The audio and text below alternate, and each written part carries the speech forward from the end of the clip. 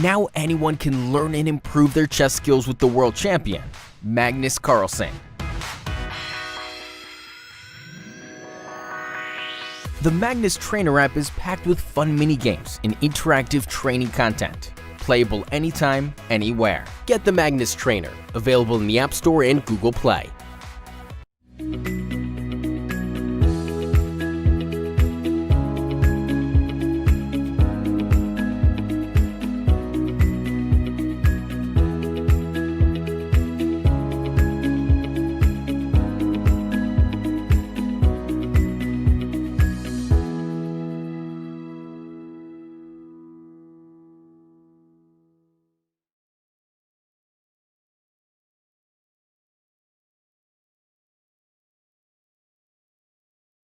If you're a chess player, you have plenty of opportunities to challenge and play online against the top players participating in the Chessable Masters Super Tournament. Don't miss the opportunity to learn from the best. Check out the Chess24 shows area and tune in for banter blitzes with the likes of Magnus Carlsen, Fabiano Caruana, Alexander Krischuk, and Pentala Harikrishna. Go premium at Chess24 to challenge them and gain full access to the world's most entertaining chess platform.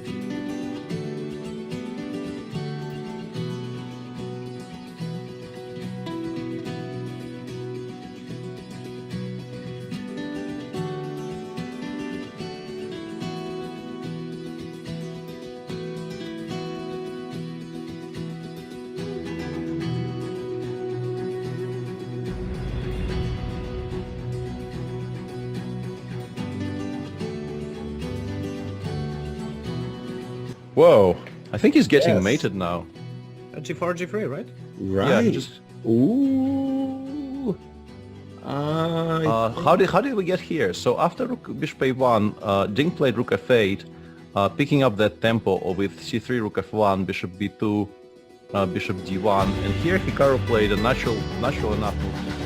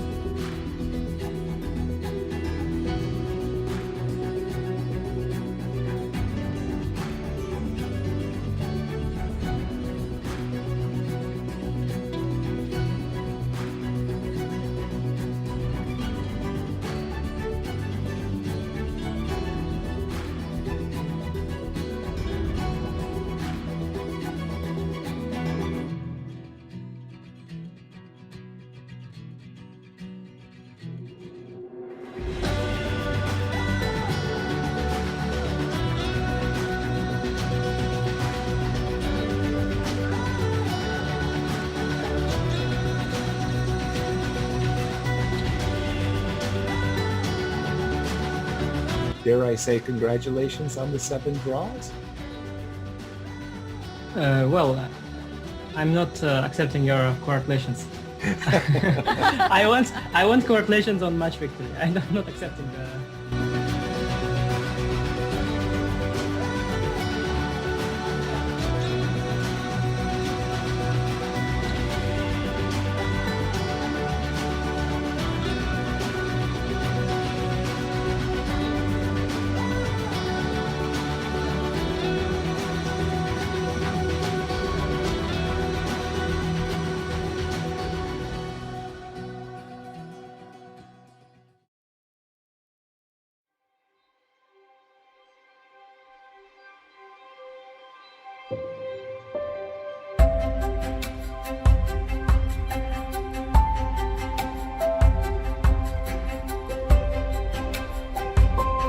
Hello everyone, and welcome to my very first course for Chessable.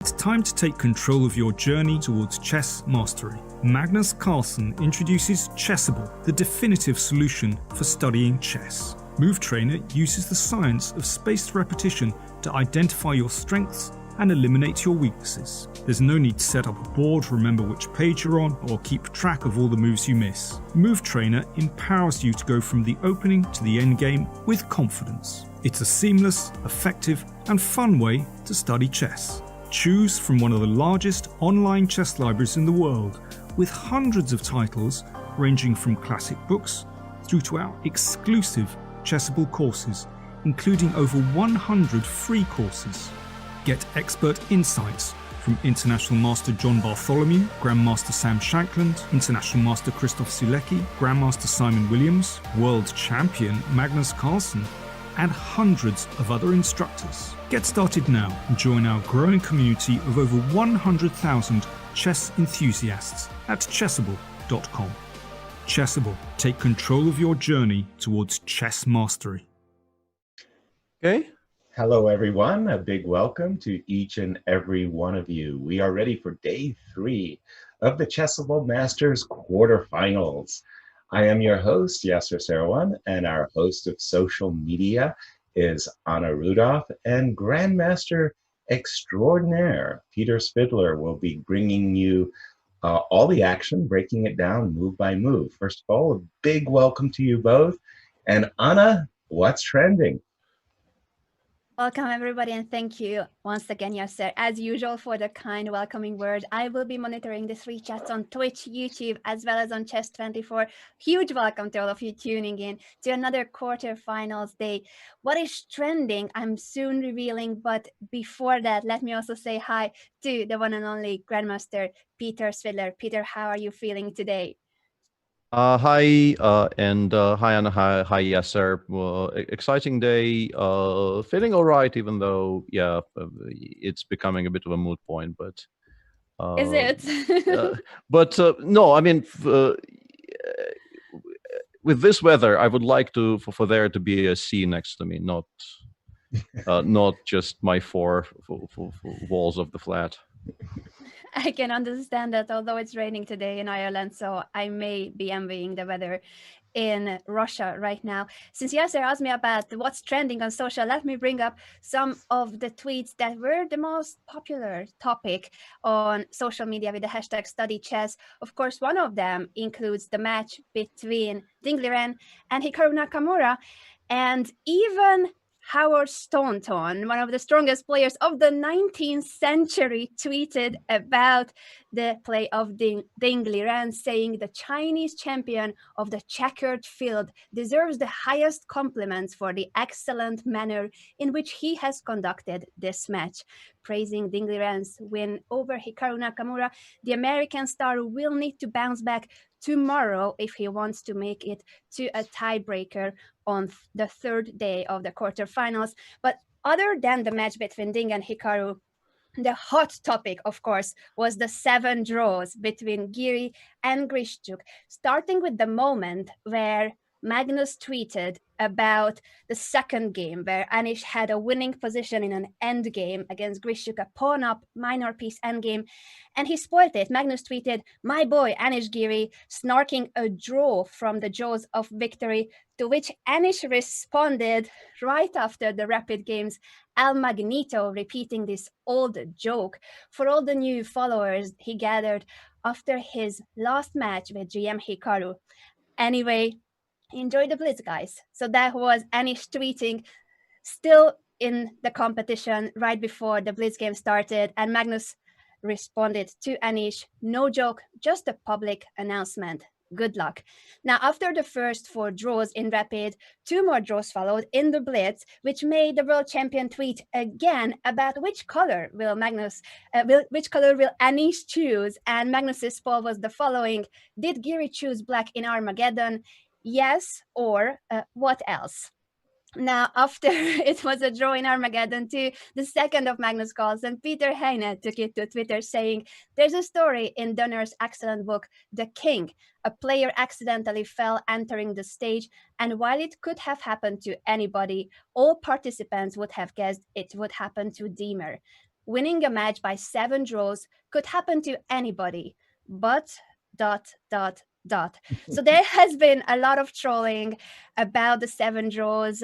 Unfortunately for Anish, a lot of old memes have been also circling on Twitter, but he himself responded by saying on Twitter the following, if we can bring up Anish's tweet as the next clip: "Won without winning, but still didn't win," referring to our typo on Instagram, which said that Grishchuk won the match. And then he followed with, "Looking forward to another epic battle the day after tomorrow. In the meantime, do follow me on Instagram for more insights on the ongoing battle between me and El Magneto's Corp Chess24. We will soon bring up Anish's Instagram series since he's recommending it to the viewers." And on that note, Yasser, what is your thoughts? What is your opinion on yesterday's Giri Grishchuk match? And do you think there's a curse of draws in the case of Anish? Well, thank you for that, Anna. It seems like there was some very, very good poking going on there. Let's call it friendly banter between the players. Of course, Anish, because of his candidates tournament where he did draw all of his games, has got this reputation for drawing. But I got to tell you something, Anna. I don't think it's a problem to begin with. And I'll say, put anybody in this field of players of the Chessable Masters, and if you can draw your games, you're a great player, because these are some elite players. Drawing is an art, and it's hard. And you have black against Magnus Carlsen, you'll be very, very satisfied, I assure you, if you make a draw. But let's set the table for today. Today, of course, we are in day 3 of the quarterfinals of this $150,000 Chessable Masters tournament. It's the 3rd leg of 4 qualifying events that will get each winner to the grand finals of the Magnus Carlsen Tour. The Magnus Carlsen Tour is a $1 million affair. The grand finals will have $300,000 in prizes. The players in these quarterfinals who do leave our event will be leaving with $8,000 in the pocket, and they will try to get into the semifinals where they could earn a lot more money. All the games will be played at a time control of 15 minutes for each player. That's what they begin with. But for each and every move that they make, they will get a 10-second bonus. If after 4 games the match remains tied at 2-2. Then the players will play a pair of blitz games of 5 minutes plus 3 seconds per game. If the match is still tied, then they will play one Armageddon. So we can consider all the games played today as a set of games. The players need to win 2 out of 3 days. Today we are in matches A and B. They will rejoin after day 1. Magnus and Nepo lead their matches. In other words, if Magnus and Nepo win today, they are the semifinalists. And to call the matches as he sees them, I'm going to turn it over to Peter and ask Peter the salient question. How do the players who are trailing in their matches get back into them? Peter. Well, luckily for those who have lost day 1, this format means that today they start from a blank slate. They don't really. Day 1 is now firmly in the past. It no longer has any relevance to what's happening today, and you just need to play better than your opponent on the day. The scores are 0-0, and there's everything to play for. Obviously, beating Magnus on demand is not an easy task. For instance, in case of Fabi, and Vladislav Artemiev, I think, also would have felt quite hard done by the events of day 1, where he lost game 1 by disconnecting in severe time trouble. And it wasn't specifically the disconnect, but the fact that he could not reconnect in time while his clock was still ticking, that ended up costing him the game. Such things are quite clearly quite unpleasant to face, and I'm sure he would not have enjoyed any part of it. But I think Artemiev is an extremely confident young man, and he will feel that, barring unfortunate accidents, he is not really a dog against anybody in the world. But I don't think if there is a specific piece of advice I would give somebody who lost the first set. Just play well, hope your preparation pays off. And for myself, I always repeat as a kind of a mantra, very important to have a fresh head. Just, don't overload yourself with variations. Don't try to guess what will happen in terms of openings. Just approach it with as freshly as you can, and trust in your obviously huge innate ability and your intuition and your understanding of chess in general. I think that is fantastic advice, and I can't express it enough that for everybody who goes and plays in the chess tournament, a fresh head, if you're coming to the board and you're cluttered with all kinds of thoughts, and you're worried about your car or how you parked it or you did something wrong, I mean, really take the time to take a deep breath and settle down. Fresh head, it's just so vital, and being practical. But Anna, when we brought it to you, you didn't answer at least the most salient question that I would have for you. Anna, what's our question of the day? That's a very important question indeed, Yasser, since every day we have a different, unique question to our dear viewers. And if you are the tweeter, the chosen tweet, you will receive today's course. We will soon reveal who will be the author of the day and which course you can win. But for now, let's bring on today's question, which is the following. Is using an engine, AI, to study chess good for your chess? And please also explain why you think yes or no. And if you use engine, how would you recommend using it? So elaborate on this topic. Is using an engine or AI good for studying chess? Use the hashtag #StudyChess on Twitter if you would like to interact with us and answer today's question. Yesterday's winner, let me also show yesterday's winning tweet, was Adam Genesis Art. He has been blessing us with fan art, and he also answered yesterday's question by choosing Ding Liren as his banter Blitz opponent.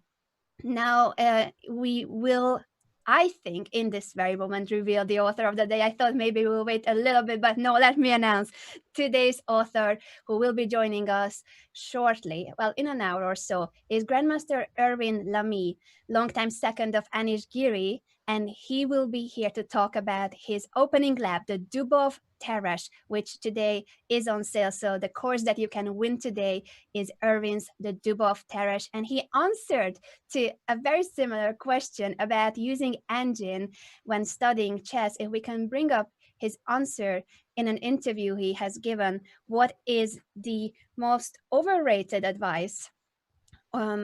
And he said, what do you think is the most overrated piece of advice you hear, and why? Don't use a computer, he thinks, is the most overrated piece. And he also added, you simply have a sparring partner rated 3,700 at your fingertips. So there you have it. That's Erwin's answer also to our question of the day. But we are curious about your thoughts on this topic. Do you use engine when studying chess? How do you use it? What do you think is the best way to handle it? Or if you think that it's not a good idea, do let us know why by using the hashtag #StudyChess. Now back to Yasser and what's at stake today.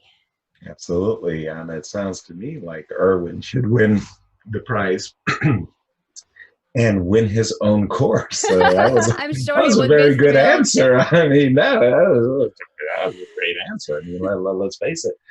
Just a quick reminder of what we're trying to do in these broadcasts is to make them more fun, more educational, a little bit more interactive. And that is why Anna is monitoring all the social media channels so that you can, in fact, channel questions to our panel, to our special guest that we do have on the show. We make an attempt after the games are over to invite the players to share their thoughts. And usually we invite the winners of the day. So get your questions ready for Anna, and she will find the questions that she likes best. Again, we're doing our best to make these broadcasts as fun as possible. Also, before I turn it over to Peter with a very big question that I have for him, I just wanted to say a big shout out to Soteris and Lewis. These are gentlemen who are working behind the scenes to make this broadcast possible. And when everything goes swimmingly, it's wonderful. But yesterday we had some real challenges, and they were super pros. So a little love in the chat to those two fine gentlemen who made the broadcast possible.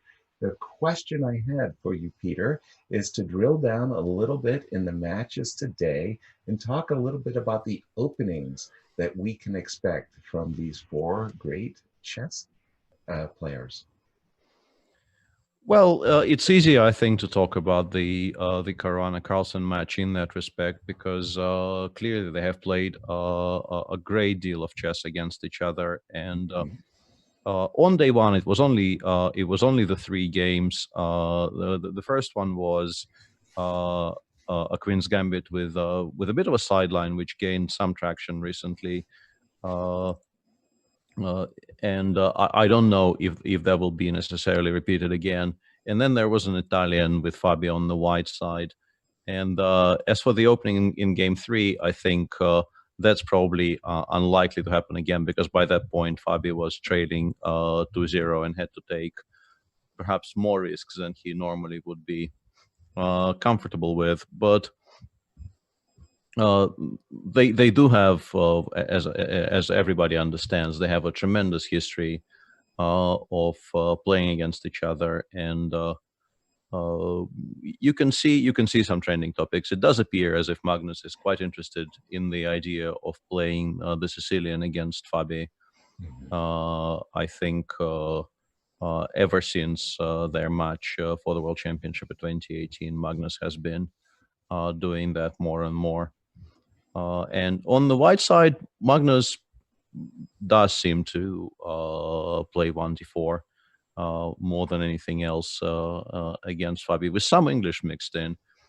We haven't seen that 2 days ago, but the match just generally went so comfortably for Magnus that perhaps he didn't feel he needed to deviate from what he feels is the optimal opening approach.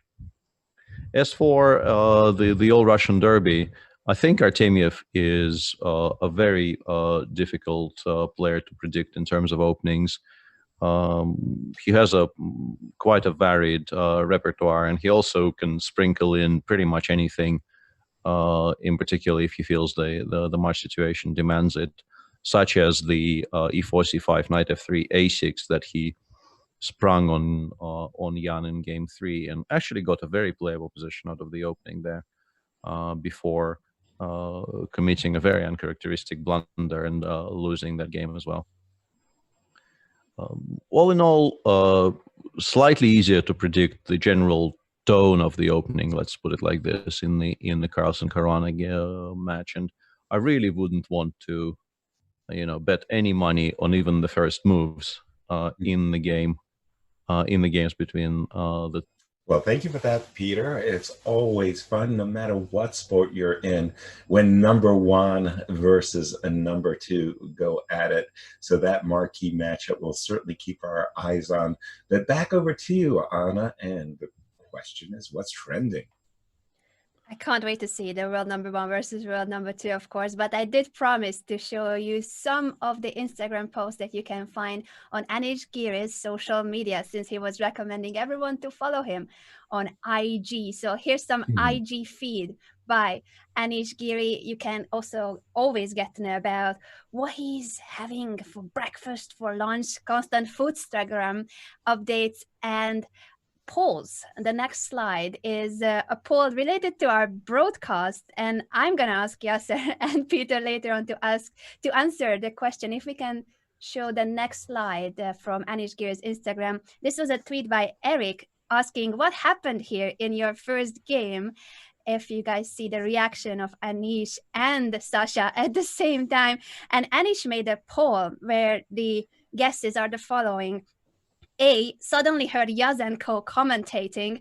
B, El Magneto the frog appeared on the Chess24 screen. C, Svidler started drawing arrows on our board. Or D, we saw the 46% discount ad and found it outrageous. So if you are not following Anish Giri on Instagram, you are missing out on content like this, high quality content. We will address the poll later on, but now moving on to what's the pairings for today. William Morsch has a fan art showing the two pairs who will be competing today in the quarterfinals.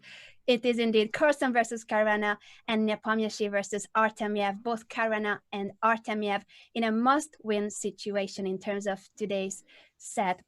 And the final one is a bit of behind-the-scenes information from Jan Nepomniachtchi, who played Banter Blitz yesterday on Chess24 and revealed that in his game against Maxim Vachier-Lagrave, he had trouble not only on the chessboard, but also outside the board, saying that he was too busy fighting for his life against some mosquitoes that appeared in the room. So behind the scenes information, hoping that there will be no mosquitoes involved in today's match against Artemiev. But now back to Yasser and Peter.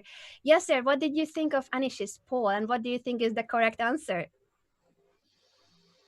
I need more time. I need more time. Yeah, Go ahead, Peter. I would like for you to repeat the question, please, as they say on online quiz shows. But I'm always. I think Svidler drawing arrows is the answer to everything, pretty much. So, like whatever the question is, this has to be the correct answer. So. We are very proud of you, Peter, for your arrows. I appreciate the vote of confidence. The arrows inspire us all. I just also like to make a quick shout out as we're getting ready for the start of the quarterfinals to Chess24, our co-hosting this event.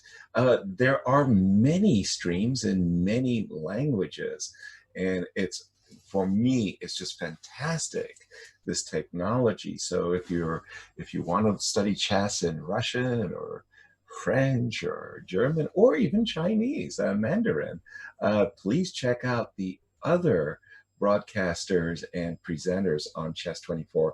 And of course, today, once again, we're going to have Grandmaster Erwin Lamy. I've known Erwin since he was really, really young. used to come over and we do a little trainings together. A wonderful young gentleman. He is a Chessable author, and his course is having an incredibly huge discount. So we'll look forward to welcoming Erwin and getting him in the mix and throwing the patties, as we say, as the moves, I think, are kind of getting ready to get underway. Just a few minutes away, I believe, from the start of this day 2 of the matches A and B. And again, you need to win 2 out of the 3 days. We'll see if Fabi and Vladislav can tie the matches up. Peter, any final thoughts as we're getting ready to go? No, I really would like to see at least the first moves in those games before I commit to any more punditry. Honestly, it's a little bit too difficult to predict in-depth things about the openings in rapid and blitz events, because people do take a lot more liberties in general.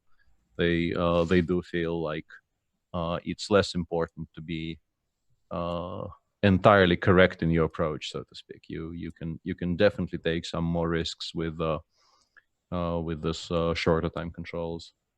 Well, it's funny because when I think about players taking liberties, it seems to me that Magnus has been the one who's kind of, well, especially in the openings, doing funky things. The Alekhine is not a funky thing per se, but I'm just using that as an example that he's one to welcome going off the beaten path, so to speak, very early. With this lead, do you think he'll be doing anything extra funky?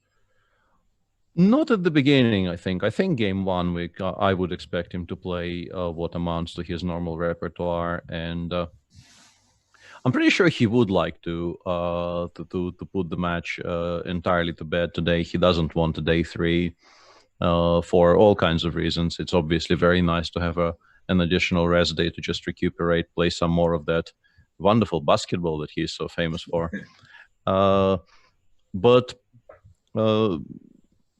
And of course the memories of the Lindore Sabi semifinal, even though it was against a different opponent, are probably still quite fresh. And after a very commanding performance in the first set, he ended up not getting to the finals after a spirited comeback by Hikaru Nakamura. But in terms of an opening approach and sort of general approach, I think he respects Fabi a little bit too much to do anything silly in the opening, at least in the early going. All right, and just to remind everyone what Peter is talking about there, Hikaru Nakamura lost day 1, 3-zip to his opponent Magnus. Squeaked by, Hikaru squeaked by in day 2, forced the day 3 tiebreaker, and Hikaru won that. So the fact that Fabi trails 2.5 half is not the case. He's just trailing by 1 day. If he wins the sets of games today, well, the match is tied. And they're off, Peter. 1d4 by Fabi. Indeed, and Magnus is, although we see him on his screen, apparently deep in thought as to how to reply to this outrageous beginning. So we'll take this moment to take a look at the game in which we have more than one ply on the board. And Artemiev goes for the trump in this particular game, which is an interesting option. These days, unfortunately, I think you cannot really expect people to be unprepared for the trump. It's very much become part of the mainstream opening discussion. You no longer really get raised eyebrows if you play the trump, even at the very top level. Mm-hmm. Magnus played it in the World Championship match, and it's generally been played at the very, very elite levels by many players. And Jan goes for one of the more principled lines, I feel, d4, knight f6, bishop g5, the immediate d5, e3, c5, which is, I think, one of the more direct ways of trying to equalize on the spot against the Trompovsky. Takes c4 is what Artemiev chose. D takes c4, bishop takes c4. I'm curious to see if after c takes d4, his intention is maybe to play knight f3, but that's probably a little bit too adventurous, right? He probably doesn't it's need setting to. a nasty little trap there. Yeah. Unfortunately, you can't really expect Jan to blunder that, and also knight f3 does allow queen a5 check, and you may never win that pawn back again after, let's say, knight bd2, ge3, fe3, and e6. I'm not sure I can prove this is enough compensation for the sacrificed pawn. Exactly. So I suspect after cd4 there's really nothing wrong with just recapturing back. But generally speaking, I think this is quite an attractive position for white in a match situation where you need to play for a win, because it's quite unbalanced and also objectively looks like it might be quite good for white after something along the lines of knight c6, knight f3, and I don't know about bishop g4, but if black develops normally, I don't know. Yes, what would you say is the normal development here? e6, bishop e7, or g6? Probably bishop g7 and castles, I guess. Yeah, probably bishop g7 and castles. I just want to point out an old favorite trap of mine. For those of you who don't know that, it goes bishop g4 in that moment after knight c6, knight f3. I mean, I think everybody should be familiar with this one. d5, knight e5, double question mark. Knight takes e5. Whoopsie daisy! Didn't I just win your queen? It's slightly unfair for me to point this out to you here, but in this particular case, this doesn't lose because of queen a5 check. But the theme is actually very important. I appreciate you mentioning this, because perhaps some of our viewers aren't familiar with this tactic, and of course the tactical motif Yasser was describing is this: bishop takes d1, bishop d5. And because of how strong the knight on e5 is and how few squares black has, you end up losing a lot of material here. Exactly. You have to. But importance of calculating intermediate moves is also something that you should all be paying attention to. And in this particular position, queen a5 check, I think, means that black gets a very playable position.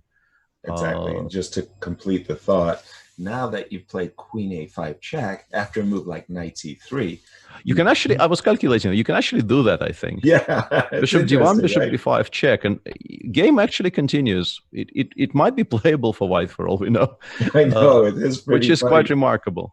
Right, king d8, knight takes f7 check. Yeah, and the game rages on. I mean, absolutely, yeah. It's an unclear position, but we're getting a little bit too carried away, and some moves have come in. Right. In fact, the knight has not been developed to f3. It's been developed to e2 after bishop g7, knight c3, knight c6. Vladislav preferred knight g2, castles, bishop g4, right. And he has just played d4, d5 in this position. Not entirely sure what I think about any of this. It's a very unusual structure. I don't think I've seen this structure very much at all from any of the openings I've ever looked at in my life. Well, it turns out that actually this is one of my very favorite structures as black. It comes from a Bronstein Caro-Kann, where you take on e4 on move 3 and go knight f6. The guy takes on f6, and I recapture with the G pawn, and I get this kind of, yes, thank you, Peter, for putting this up. I've always associated this particular line with Bent Larsen and David Bronstein. I hope I'm giving them the proper credit. And I try to do things like, I don't know, bishop f5 and bishop g6 and bishop g7. As I mentioned many, many times, all I want is a safe king. Well, that's I appreciate that, but what I meant is not the kingside structure, but specifically this kingside structure in conjunction with there not being anything on the c file and the white pawn on g5. That particular constellation of pawns, I don't quite know what to think of. I do like Jan playing bishop g4 early on, because as you mentioned, if that bishop gets transferred over to g6 and then somehow doesn't get picked up by a 4 or 5, which is quite relevant. Exactly. It's a nice square because it covers some of the slight weaknesses black might have on the king side there. Right. And then you say to yourself, well, what's happening to that dark square bishop? It might poke its head out on h6. It's kind of ironic, Peter, that we had Camille on our show twice as a special guest. And, the moment that Trompowsky appears on the board, the very chessable course that he did on, where's Camille when you need him? But okay, you mentioned you felt that Vladislav will be satisfied because of the I think it's just a very playable nature. position. Yeah. And there's play for both sides. Mm-hmm. Yeah, I don't know if white is better. I suspect probably not objectively, but I don't think he would necessarily care about that at all, because it's a sharp position. Black really has no defined way to simplify it. Right. And there is a lot of play left, which is, I think, something that Vladislav in particular likes to get out of the opening with the white pieces. I think he is very much in the camp of people who aren't really greatly invested in the idea of quote unquote getting an advantage and being better after the opening. Right. He feels that he is a very strong player, and as long as he gets to play chess, as long as this doesn't devolve into a memory competition with some kind of a forced outcome available to Black, I think he feels very comfortable in those situations. But we've been completely ignoring. Yeah, I was about to say, and have we gone past one ply? We have gone number one and number two. Yeah, we have gone past one ply, and they are discussing what I think is clearly becoming, to my great surprise originally, but I've come to have peace with it by now. That e3 and then bishop d2 is more or less a mainline reply to the Nimzo these days. When I first realized this was happening, it felt bizarre to me, honestly. I couldn't really believe this is what I was watching. Agreed. But then I had occasion to look at some of it myself and also speak to people who have been doing this consistently. And as mentioned, I am much less outraged now. And Magnus goes for d5, knight of 3, b6, which is definitely one of the more concrete ways to reply to this system. Fabi trades the pawns, goes bishop d3. Black occasionally goes for some c5 type positions here, but Magnus plays something else. He goes bishop a6, which I think is a plan which generally is good on positional grounds in any kind of Nimzos. But it does misplace your pieces a little bit. The idea of trading the very nice bishop on d3 for the bishop on c8 is quite healthy, but you do then have to put your knight on a6 and also the queen on c8, because you don't really want to be trading on c3 just yet. That's probably not ideal, but you do get an important pair of bishops off the board. And the game continued rook c1, rook e8, castles, bishop f8, knight e2, and Magnus played c7, c5 here. Well, again, it feels like Fabi's going to be a little bit happy because he's got an unbalanced game and dynamic things that could happen. Again, Fabi's in a situation he has to win today. He has to win on demand, not this game, but just the complete sets of game to tie up the match. I'm going to interrupt you, Peter, and just ask Anna, what's trending?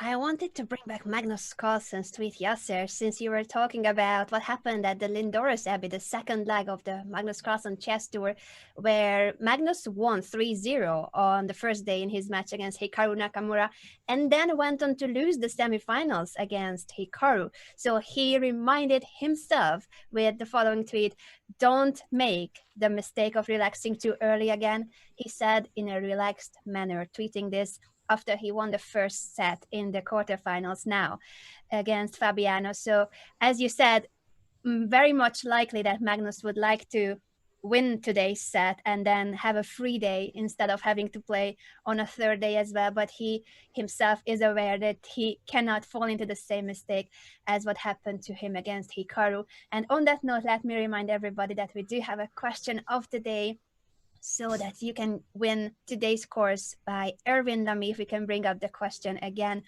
are chess engines or AI useful for studying chess? Use the hashtag #StudyChess if you would like to interact with us and answer this question.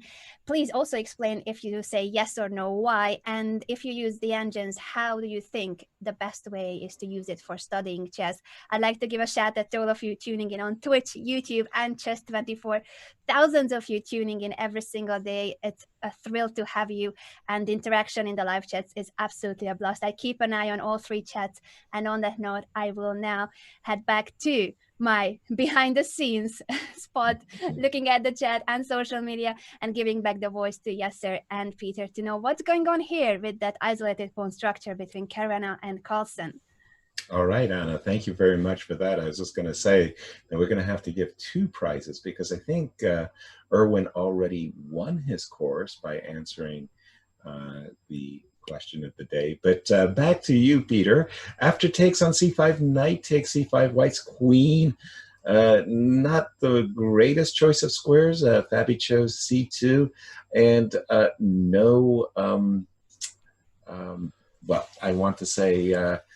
You've got to do something with this bishop on d2. You were alluding to it very early in your explanation of this opening, that the bishop on d2 isn't too happy, but maybe it's very happy right now. Peter. It's becoming happier, but black has very good piece play right now because the queen on a6 is surprisingly active, keeping a constant eye on this knight on e2. And after a3, rook ac8, white would like to be able to play something along the lines of bishop d4 and then perhaps knight f4 and start attacking the pawn on d5. But as things are, bishop d4 already invites something like knight e6. And it becomes, I think, genuinely awkward for white to make... Why am I saying knight e6? I mean, knight d3 wins material on the spot. Exactly. There's a bigger threat here. And also relevantly, if white decides to go for something like rook f d1, I think you have to worry. I don't know if worry is the right word, but you definitely have to calculate knight a4. and continuing the line, or rook takes d5. Rook takes d5, we just take on c3 twice, and we take on a3. And as long as we don't get mated on the king side somehow after knight g5, g6, I have for you. Yes, but I don't think we do get mated. And here, if black stabilizes, if there's nothing really bad happening to black on the king side, endgames start looking quite rosy, honestly, because this pair is quite strong, and this does start looking like some kind of a very, very nice Grunfeld endgame, which is obviously very dear to my heart. I was just being told that this exact line we're looking at is from Christoph Solecki's Chessable course as well, which is really remarkable. I mean, we've had these chess authors on the show, and then suddenly they're playing the variations. Peter, up until which moment? I'm very curious. Yeah, this whole bishop d2 complex, this Rubinstein bishop d2, is in the Chessable course. Where it stops, I'm not really too sure. Peter, I was finding that same position fascinating because of that sudden light square barrage with the rook was on d5. And in fact, they are progressing along this path. But Fabi chose to play rook cd1, not rook fd1. So we have the similar position with the rook on f1 instead of c1. Okay, very interesting. Assuming we were to go around down that rose petal path, yeah. And it almost feels like, you know, you want to just go knight g5 and rook d7, or, you know, some kind of a combination. Yeah, but then after rook e7, I think it fizzles. That's the problem. It does look attractive for a second, but then I couldn't find any way to really create anything tangible here. Well, especially with, I'm staring at a back rank mate, by the way. Exactly, yeah. So, I mean, it really feels like I can't play rook d1 and get on with the business because, oops, I've got issues myself. Okay. So, if we can't do this, do we have to play a move like c3, c4? I have a feeling you might have to, but then once you start giving black tempi to Yeah. to stabilize. I think it does become an exercise in damage limitation more than anything else. White probably isn't doing so poorly, but black is also completely fine. And we are all the way up to queen takes a3 on the live board as well, which is not unexpected, frankly. It did seem like it was quite likely to happen. And c4 played by Fabi. Yeah, it's really a pity that you didn't have enough oomph of a follow-up. Funny that I mean, would it have made a difference if Fabi had kept the rook on C? The rook on F1 is not contributing. That's clear. I'm curious why he chose rook CD1 there. What could have bothered him so much after rook FD1 that he chose not to play it? I'm not entirely sure. There is the move knight b3, but I don't think it's that great because I think we can go rook b1. And also queen takes b3, queen takes e2, and bishop e1 appears to be not bad at all. So currently I'm a little bit mystified by that choice, but there must have been a reason. All right, fair enough. And Peter, let's have a look at the other quarterfinals, if you will. Sure. Here. After bishop b3, Jan played rook c8, h3, bishop d7. Artemiev quite logically put the knight on g3, hinting at trying to occupy perhaps the h5 or the f5 squares. Black played queen b6, queen h5, and now queen d4, which I think is aimed at trying to get to f4 and g5. Let's say after rook a d1, I'm pretty sure the intention is to play queen f4, and then if the queen continues getting chased further, the black queen goes to g5, which is not a bad square at all. Here, a move something like knight g3 takes h5 would be great to kick the queen away from f4. It's weird. Absolutely, yeah. Yeah, the queen. I mean, something like queen e2 could actually be a serious consideration here, with the intention of playing knight h5 next move. Another big question I would have here as white is, what do we feel about this position? Do we feel we are better or not? I guess he maybe wants to play queen d3 because allowing rook a d1 here looks like then black doesn't really have a good square for the queen. So maybe queen d3 aiming to either trade the queens or shift the queen away from a good f5 square. Right. And it's funny because I always think of this bishop on g7 as really wanting to shift and take over another diagonal. If you just put that position on the board, Peter, that you had there a moment ago, and instead of move queen d3, I'm thinking bishop h6. Bishop h6 and then queen f4 is also, it's also something weird like that. And you know, my spidey sense were tingling there. If you could play knight c3 to e4 just a moment, you know, I did spy a pawn on b2 that was one reason why I was thinking to keep my queen on d4. Shame on me. I know, but there you have it. Queen takes b2, d6 might actually become very risky for black. So exactly, yeah. I might be hoisted on my own petard there for. And actually, after queen d3, even here, I blundered knight e4 to begin with. It might not be playable at all for black because this looks very dodgy.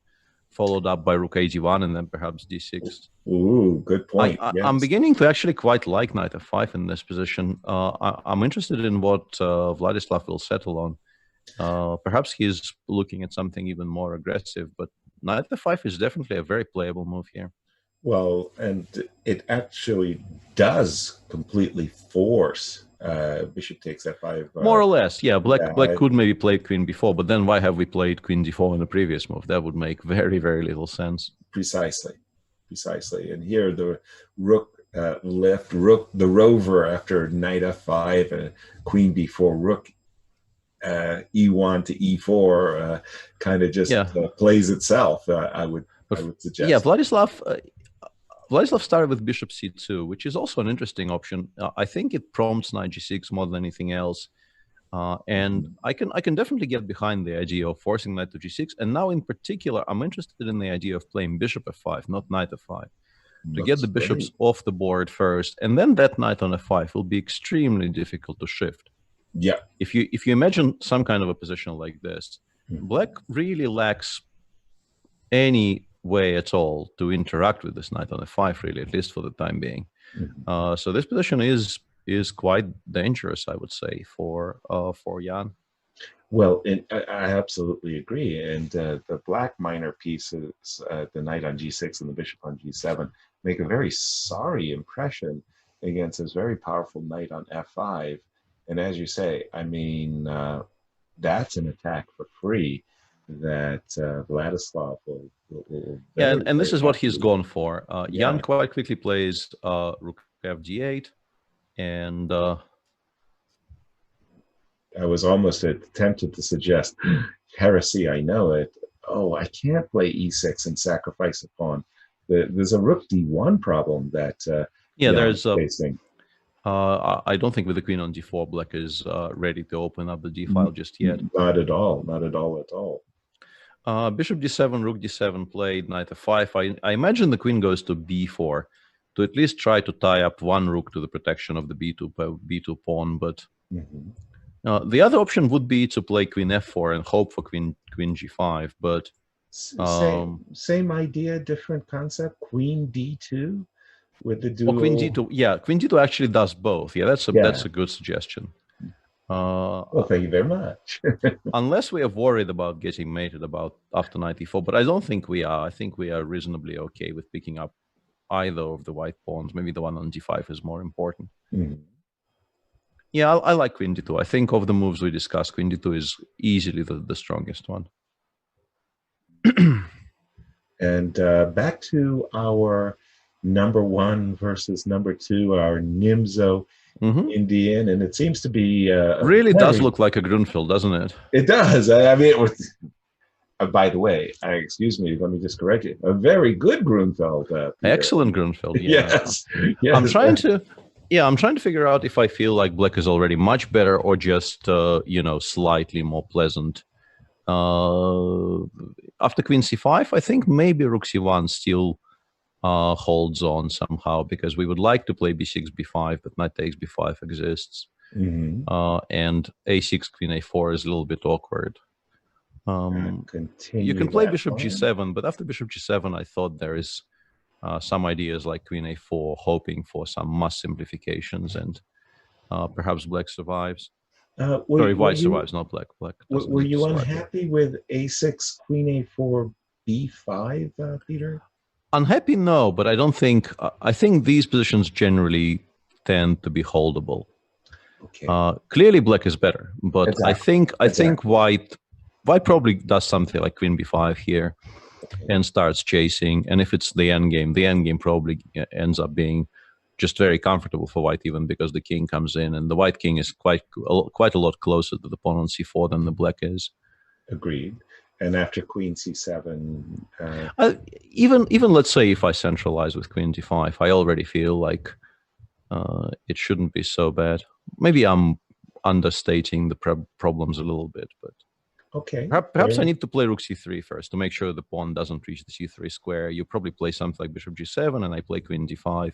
And then I start playing h4, and then king g1, king g2, king g1, king g2, and claim that my pieces now are quite well coordinated and not much bad can happen to me here. So not to rush the action with a6, b5, but to build up, if you will. Yeah. That's what Peter would recommend. Magnus, Magnus played bishop g7 first, to which Fabi replied with knight b5, queen a7, queen a4, and a5. If black ends up having, I think black would very much like, of course, in any kind of an endgame like the one we just discussed, to have his passer on the a file, not the c file, because that would, in particular, in conjunction with the bishop on g7, that would present a much bigger threat to white. But it still feels to me like this is probably a controllable position for Fabi. He's not going to enjoy playing it, but it feels to me like he probably ends up saving it in the long run. Even though, yes, like after queen d6, it's clear which side you should be preferring, queen d6 or queen c5 even. I don't know why I played queen d6. Queen c5 is perhaps a much more straightforward way to try and get the type of a position you want to get. White probably just goes something like knight f3 or knight e2. I don't know which one is stronger. Yeah, I was always aspiring in such positions to get my knight to d5. Those yeah, this is why I mentioned knight protected e2. outposts, right? Yeah, knight f4. I understand exactly what you're talking about there, Peter. When a moment ago we had a pass pawn on the c file, now black aspiring to have a pass pawn on the a file. Yeah, specifically, let's discuss this for a second. Right. If we get an endgame like this, right. If black already had a rook on c8 and could, let's say, rook c8, king g2, rook a8. Right. This is a very unpleasant endgame. I'm not going to say it's lost, but this is a very, very unpleasant endgame for white to try and hold. But the issue is, of course, white goes rook a6 in this position. Rook along behind. Yeah, and black is, if black goes for the direct approach here of trading c4 for b6 like that, he will not be able to stop the white rook from assuming the correct square on a6 or a8, and then it will be very difficult for black to win. Which I guess is why Magnus says I don't need to hurry with any of this for now and goes queen d6. Mm-hmm. Well, very good, very, very interesting situation from. I really like the play of the players. I mean, again, in a 15-minute game, they are playing a rapid game, and yet the quality of this game and that understanding of not playing a6, b5, and trying to go for an a pawn, that's deep. I mean, I'm really impressed that the players play at such a high level with little to no time for these difficult moves. Mm-hmm. And I think the reason for queen d6 in particular is that knight e2 right now runs into queen d3, which is actually very difficult to face comfortably. Three things are suddenly hanging, and white probably ends up losing material here. Agreed. And that probably prompts white to play knight f3, but it's much harder for Fabi, I think, to find good squares for that knight to go further. From e2, you had the idea, as Yasser already pointed out, of landing it on d5 eventually. Maybe calling it an idea is a little bit optimistic. White has a dream. Of landing it on d5 one day. Whereas from f3, it really isn't going anywhere at all. It's a little bit of a poor square. Can I try to take a tactical approach to Fabi's mounting problems? Rook b5, with the idea perhaps of bishop takes d4, rook d5, and hoping that I haven't lost some material. That's interesting, but I was going to suggest that when you said a tactical solution, I actually wanted to bring up something that Fabi actually ended up doing. Okay. Which is queen b3, and this ties in very well with something you said not today, but on one of the previous broadcasts when you were talking about the incredible importance, in particular at high levels, of understanding and trusting yourself to properly handle basic endgames. And Fabi looked at this for 2 to 3 minutes, and he thought to himself, with the bishop still alive and on the board, this appears to be a very unpleasant endgame. I am not entirely sure I will draw. So let's just sacrifice a pawn here with queen b3. I was about to suggest queen b5, but I think it comes to the same. I think black probably ends up having to go for it. Queen takes b6 here, black takes, we take, black takes on c4, we go rook a6. And I think for somebody who is not very confident in his endgame skills, taking a position like this with white and driving it towards a rook endgame where your opponent has a healthy extra pawn is a decision that will not come very naturally. But it's a decision that needs to be in your arsenal because it's very, very possible, and I was leaning towards that way myself, it's very possible that this is just the absolute best way practically to make sure you make a draw in this position. Yes, after some thought, Magnus does end up taking on d4. So we're going to see this endgame in a moment. I, of course, am loath to hand over a pawn unless, I'm absolutely forced to. Queen b3, bishop takes d4, rook d1, Peter? Kind of a similar idea of my rook b5, rook d5. Yeah, actually, this is... he hasn't done this, but why hasn't he done this? Huh. Interesting.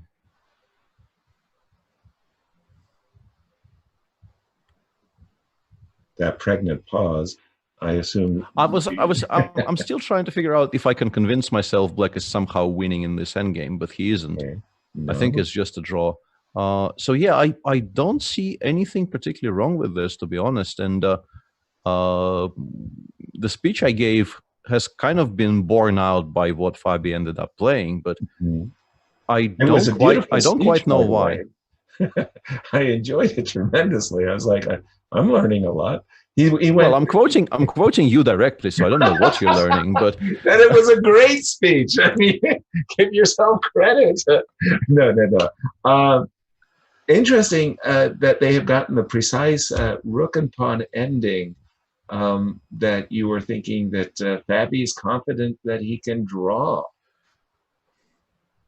But after I said that, I started thinking, I think it's supposed to be a reasonably comfortable draw if that rook is on a2. Okay. But when that rook is protecting the pawn from the side, not from in front of the pawn, how easy of a draw is it? Because just to reiterate, this position is a tricky draw when the pawn is on the b file, but it's supposed to be a reasonably comfortable technical draw when the pawn is on the a file. And the way people tend to play it for a win is, once again, I'm just drawing a schematic here. It's clearly a lot more intricate than that. But just to show the general plan, eventually you have to give up something on the king side. Preferably the king needs to be closer to the a3 pawn, but I just don't have the patience to generate another 10 empty moves here. And then you go rook c1, rook a7, rook c3. Right. And then the king starts running towards the b4 square. And in the current situation on the board, the rook is already attacking the pawn from the side. So after king f8, let's say if white sort of sleeps on the job and goes king g2, king e7, and continues passing. Now after king d7, followed by king c7 and king b7, I think it becomes rather scary for white. But interestingly, Magnus actually just goes rook c1, rook a1, completely invalidating everything I was saying. And I think what you were just saying was spot on. I think that, frankly, if you could just go to that position where white was sleeping on the job, as you put it, the rook was on c4. This is a very important chess technical knowledge. King e7. Yeah, I think the reason he's gone rook c1, rook a1, just to interrupt you, is because rook a7 exists. Okay, fair enough. Because the king doesn't actually get to those good squares so easily. If you want to go towards the rook, you have to do it all along the back rank, giving white a lot of time to do something. So I suspect this is the reason Magnus ended up not going for that. But okay, your point was, if let's say we get here, yeah. So what were you trying to say? The point I just wanted to make is that very often you get this situation where you go like king d7. There's let's just say rook check, something like what king, rook takes, king b5, rook takes h7, and a3, and after rook a7, yes, exactly, that was what I wanted you to draw, was that this is a very important motif that you need to know, that you can make a bridge for your rook pawn. Okay, but Magnus has gone for the rook in front of his pawn. He's also played a3, and I always thought that this is a very easy draw. Now, what do you think winning scheme that Magnus could possibly have in mind? For example, after white plays the move g4, g5. I honestly don't quite know. One thing that perhaps, once again, for some of our viewers who may not be aware of this, it may look to them like this is clearly a winning position. You play a2, and then the king comes to b3, and then you play rook b1, and white resigns. That is, and g5 has been played. If you play a2, you might as well just offer a draw, because what ends up happening is, even let's say if white releases the king, and then the king runs towards the pawn on a2, and at the very last moment, the rook goes all the way up to a8 and starts checking starts checking from the side, and drives the king away from the a2 pawn, and then goes back to a8. Exactly. And that position cannot really be won at all. But if you keep the pawn on a3, of course it's not that easy, because black will have the a2 square to try and hide the king away if he ends up deciding for a king run there. But yeah, I don't know. It seems to me like, once again, of course, king f8 has been met in the game by the move rook a7. So exactly. If Magnus decides to go for this, he will have to actually creep along the 8th rank here, play king d8, rook f7, let's say rook c1, as I described. And his king is so far away from the a file and the a3 pawn in general that white should be able to generate just enough counterplay on the other side of the board. If we imagine, let's say we continue the line, king h2, king d8, rook takes f7, black goes rook c1, rook a7, rook c3, and here we go f4, king c8, h5. This feels to me like there's never going to be enough time for black to be able to pressure the white rook into anything, because there's going to be a passer on the king side in just about the very immediate future, which will generally speaking be enough for a draw in pretty much every single case. And king d8 played by Magnus, he still runs zero risks, of course, but I also don't quite see where his winning chances are coming from here. Well, let's lop that pawn off. Rook takes f7. We got to start with that one. That's a no-brainer. And then I'm assuming king c8, because rook c1, I just wanted to point out that the immediate rook c1, couldn't I capture, thank you, can I take another one? No, I don't, a2, a1, right? That's no, I'm sorry, Peter. Rook a7. They've already Magnus sort of showed his hand there. He played after king d8, rook takes f7. He played rook f1, but now Fabi played rook a7, rook f2, king g3, and it feels like this is now just a very, very obvious draw, because if you play rook a2 here, I think white can quite safely take on a7 and then return absolutely. The point that I wanted to make, Peter, was that after, say, rook c1, I go rook a7, and then rook h7. Sorry, I'm going slightly mad there. I got that.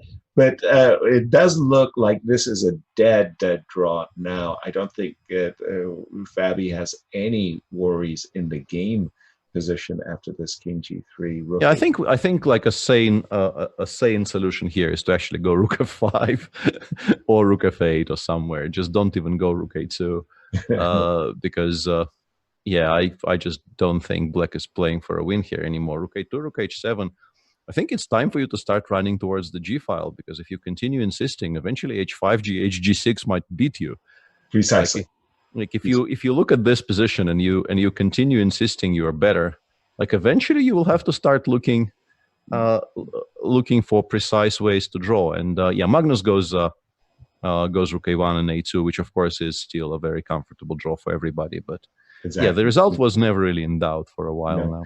I don't like Magnus's technique here in this game. I think that moment when his rook was on c4 and he decided to plant it on a1, that was really throwing away a future, if you will. I do think it was a better idea to, first of all, include the move h7, h5 for black, and then go on his journey over to the queen side. It wasn't to be. A draw in that game was already decided. Let's go to the other quarterfinals match, Peter.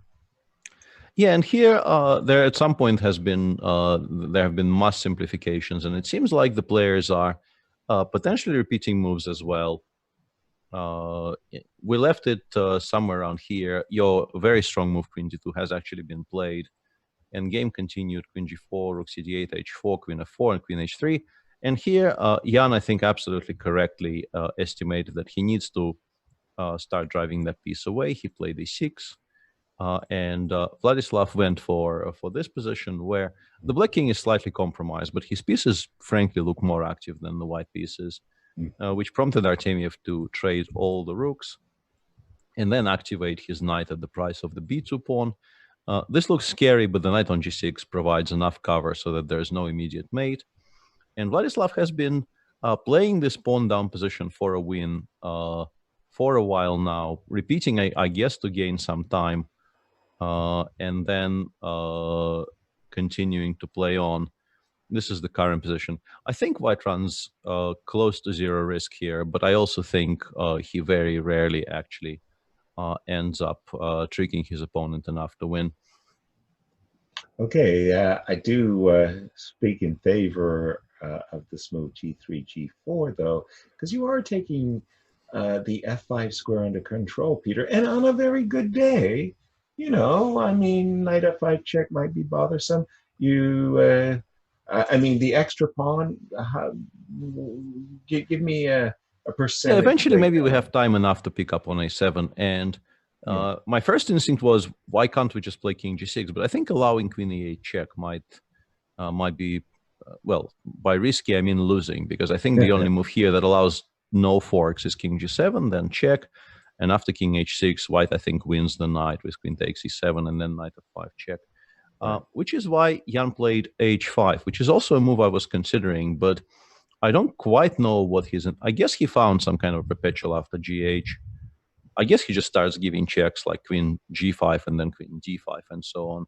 And on a completely open board, it does feel like this probably ends up being a draw. Right. And that knight f5 check is as a way of meeting h5. I think we go king e7, and the pawn endgame is not better for White because a6 and b5 happens very, very quickly. So I was thinking, sorry, Peter, I was thinking knight e7, queen e7, queen d5 check. I was thinking, I'm hoping that my a4 pawn neutralizes that side.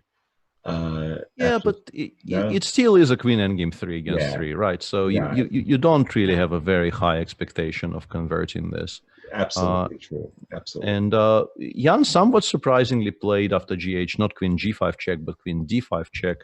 And now Artemiev played f3, and he will have the option after queen g5 check now of playing queen g4 and continuing the game, even though I feel like it's probably still a draw. Yeah, this has already happened.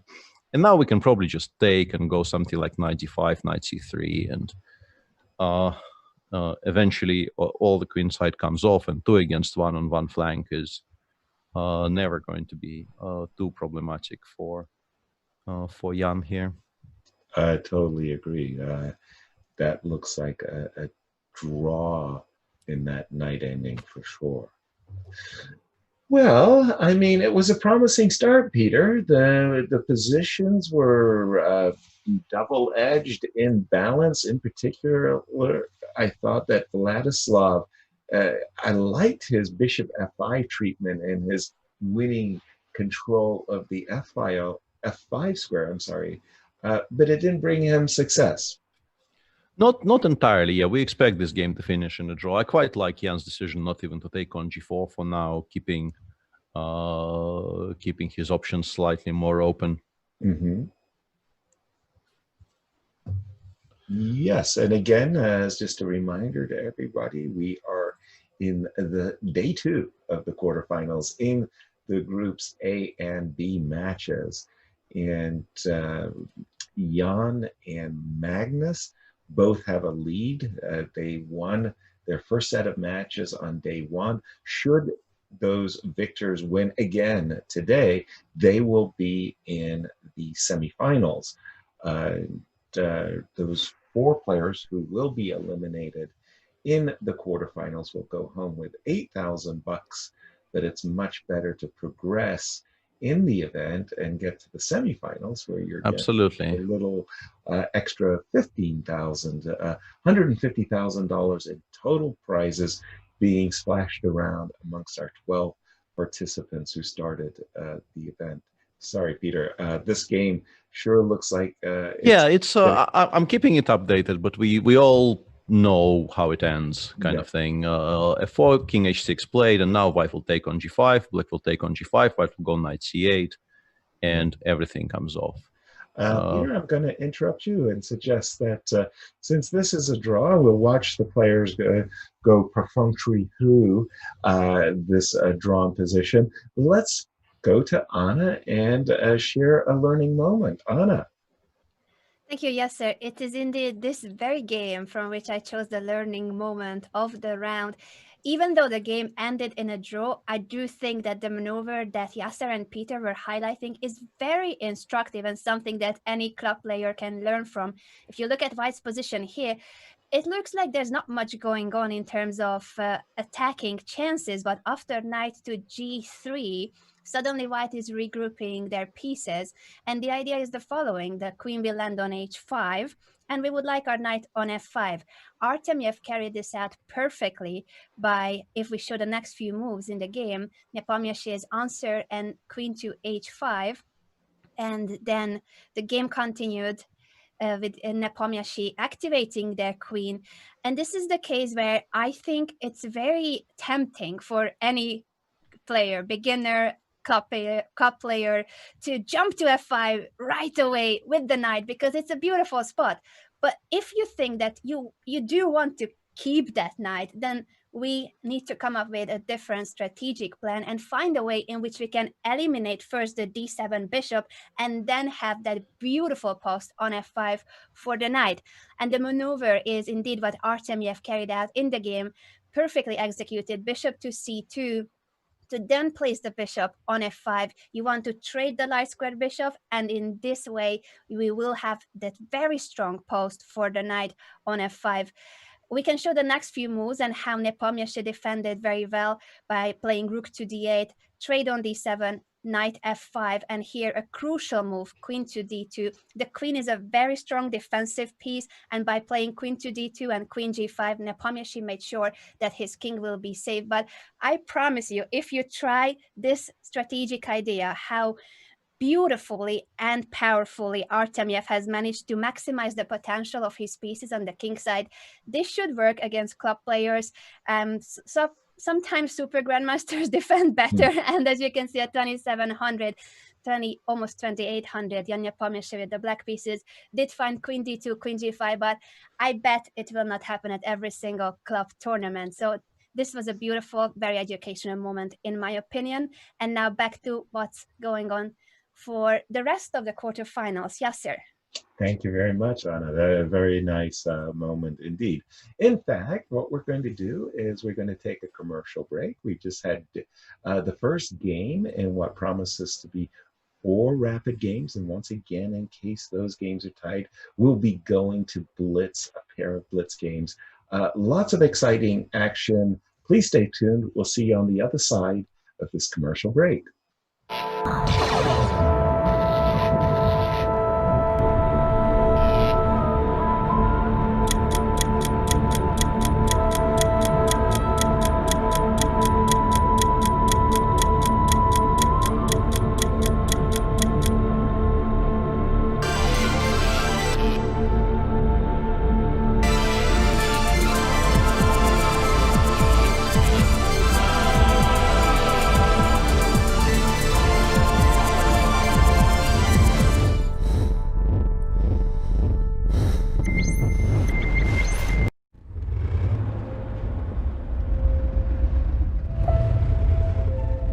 There are more moves in chess than atoms in the universe.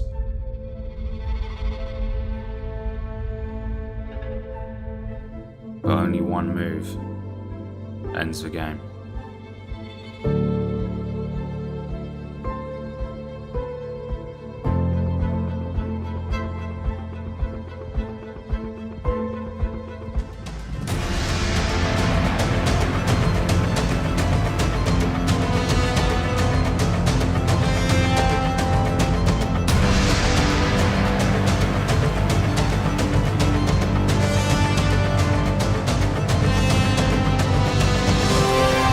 My name is John Bartholomew, and this is the Checkmate Patterns Manual.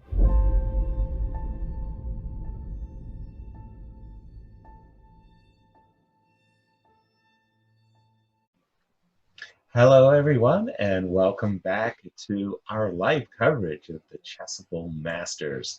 I hope you enjoyed the first games as we get prepared for games 2 in these quarterfinals. Magnus Carlsen defended beautifully with the black pieces, and it's incumbent upon his opponent Fabiano to literally win on demand. He must win today, Fabi, or he is eliminated. Peter, that was a very impressive game by the world champion.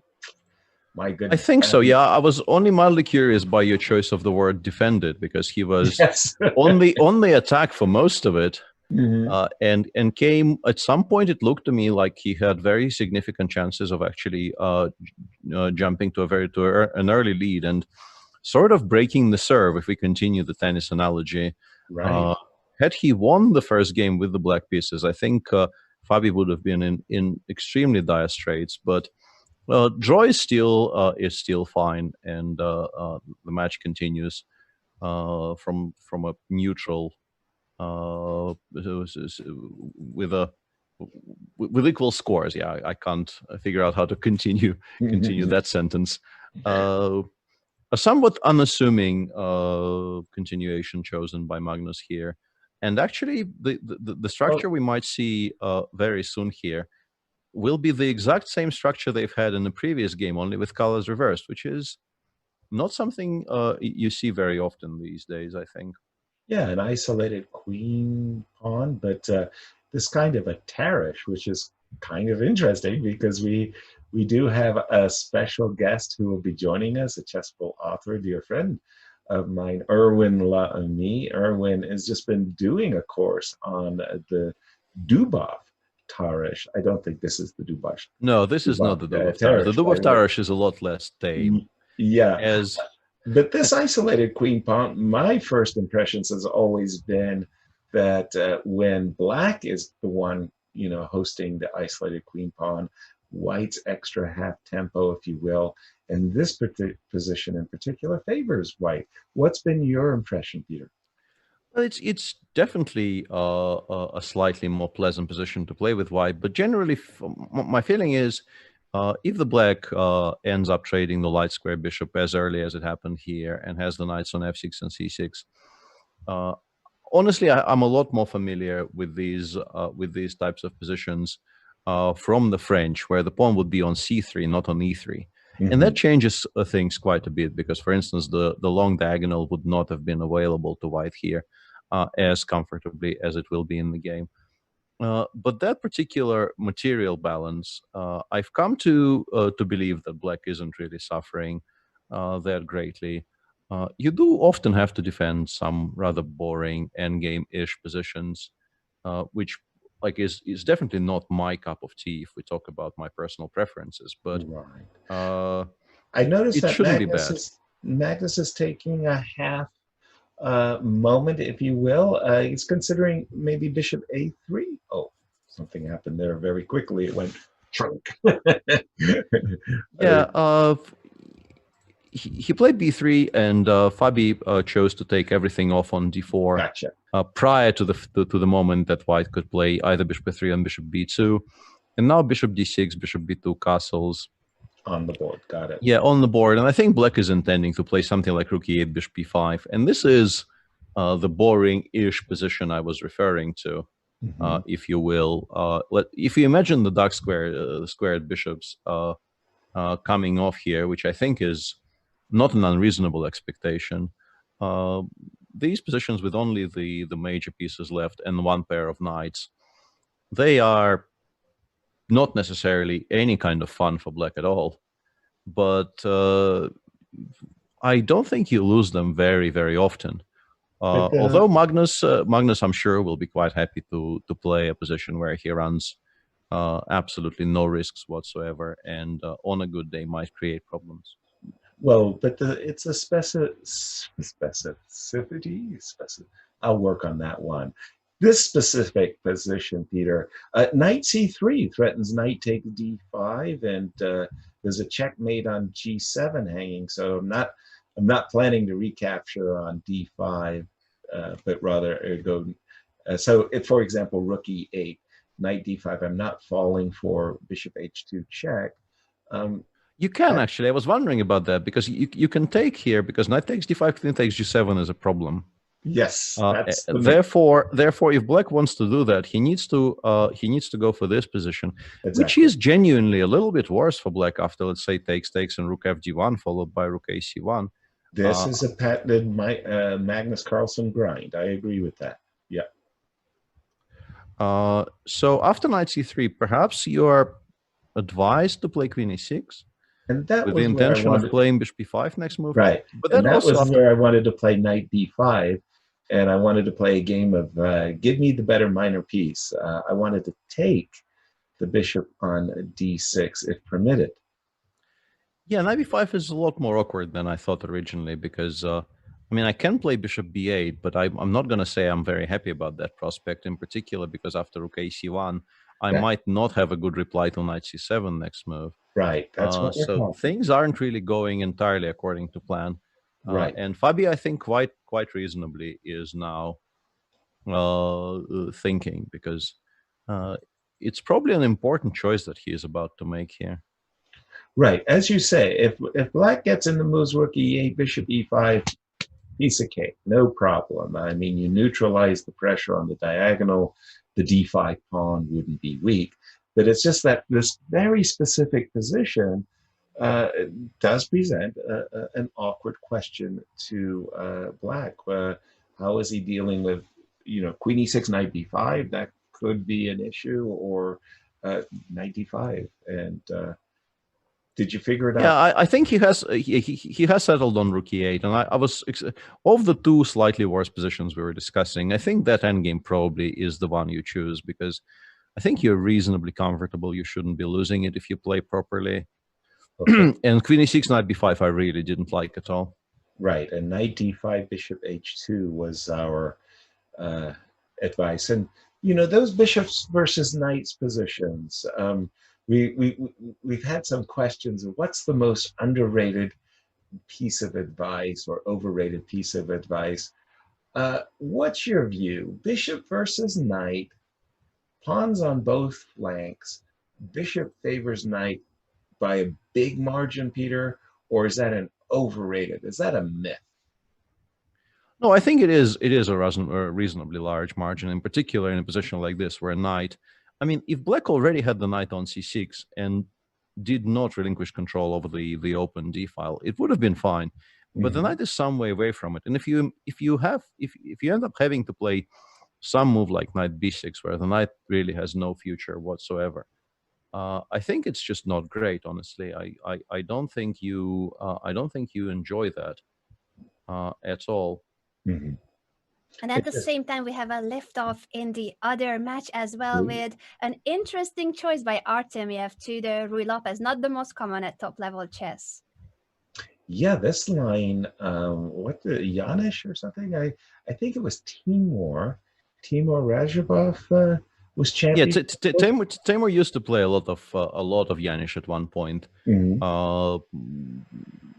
Then he gravitated away from it because I think once the novelty, so to speak, wears off a little bit, it becomes a lot less easy to play. But to my knowledge, it hasn't really been refuted yet as such. It's just an opening which I think justifiably has a bit of a dodgy reputation. It's not supposed to be entirely correct, but the way Jan is playing against it is the way I always like to play against it. I always felt that 4d3 is, if it works, sort of exactly what I would like to be doing against the Janusz, playing for understanding more than for some kind of memorization. And there is a lot of memorization if you start talking about these lines where knight f6 and even d5. d5 is not really supposed to be any good, but the move still exists and it still requires attention, and it's really not that easy to prove.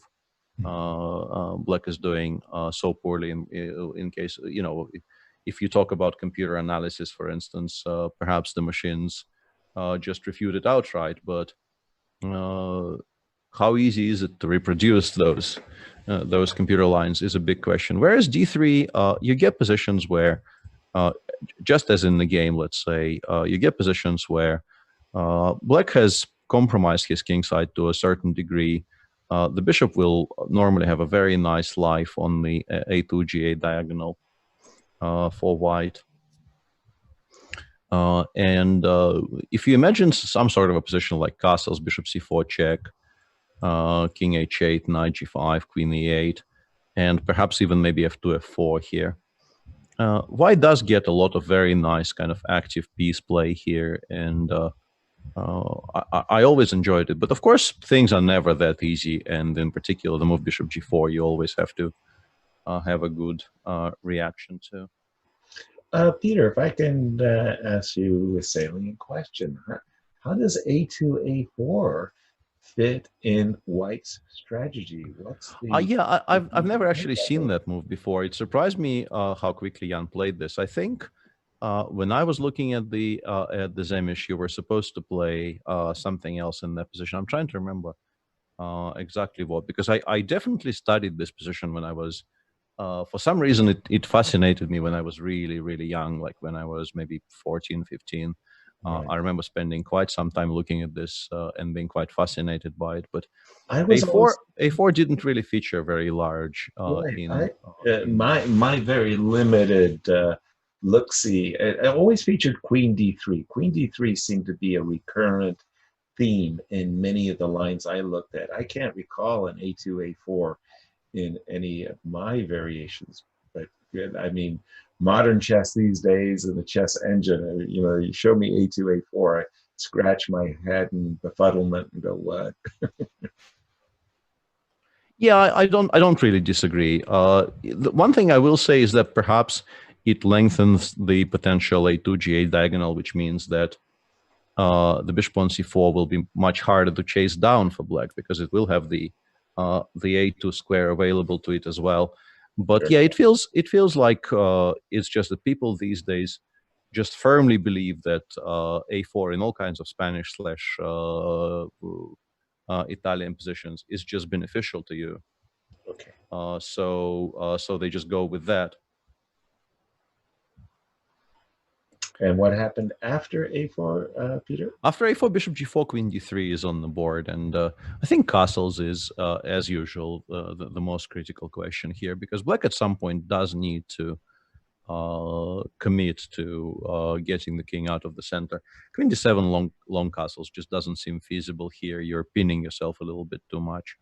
And I think it's just time to bite the bullet and play short castles. Well, it was funny that you said that, because right on cue, I was about to say, look, I'm losing this match. I'm being gifted an opportunity to have kings on opposite flanks. Those types of middle games, I think, are some of the most challenging. So queen d7, I agree. I'm kind of walking into multiple pins there. But, how can I resist playing such a complex position when I'm behind in the match? Is it too great a risk, Peter? That's, I guess. In particular, I think what I dislike about it is that white can play a5. I don't think you can allow a6, having pinned yourself on this diagonal. And after a6, bishop a4, like if you're castling queenside here, you're really castling straight into it. b4, b5 becomes a topic. After knight d5, I don't even know what you're supposed to play, honestly. It just feels like it might lead to positions which will be beyond repair.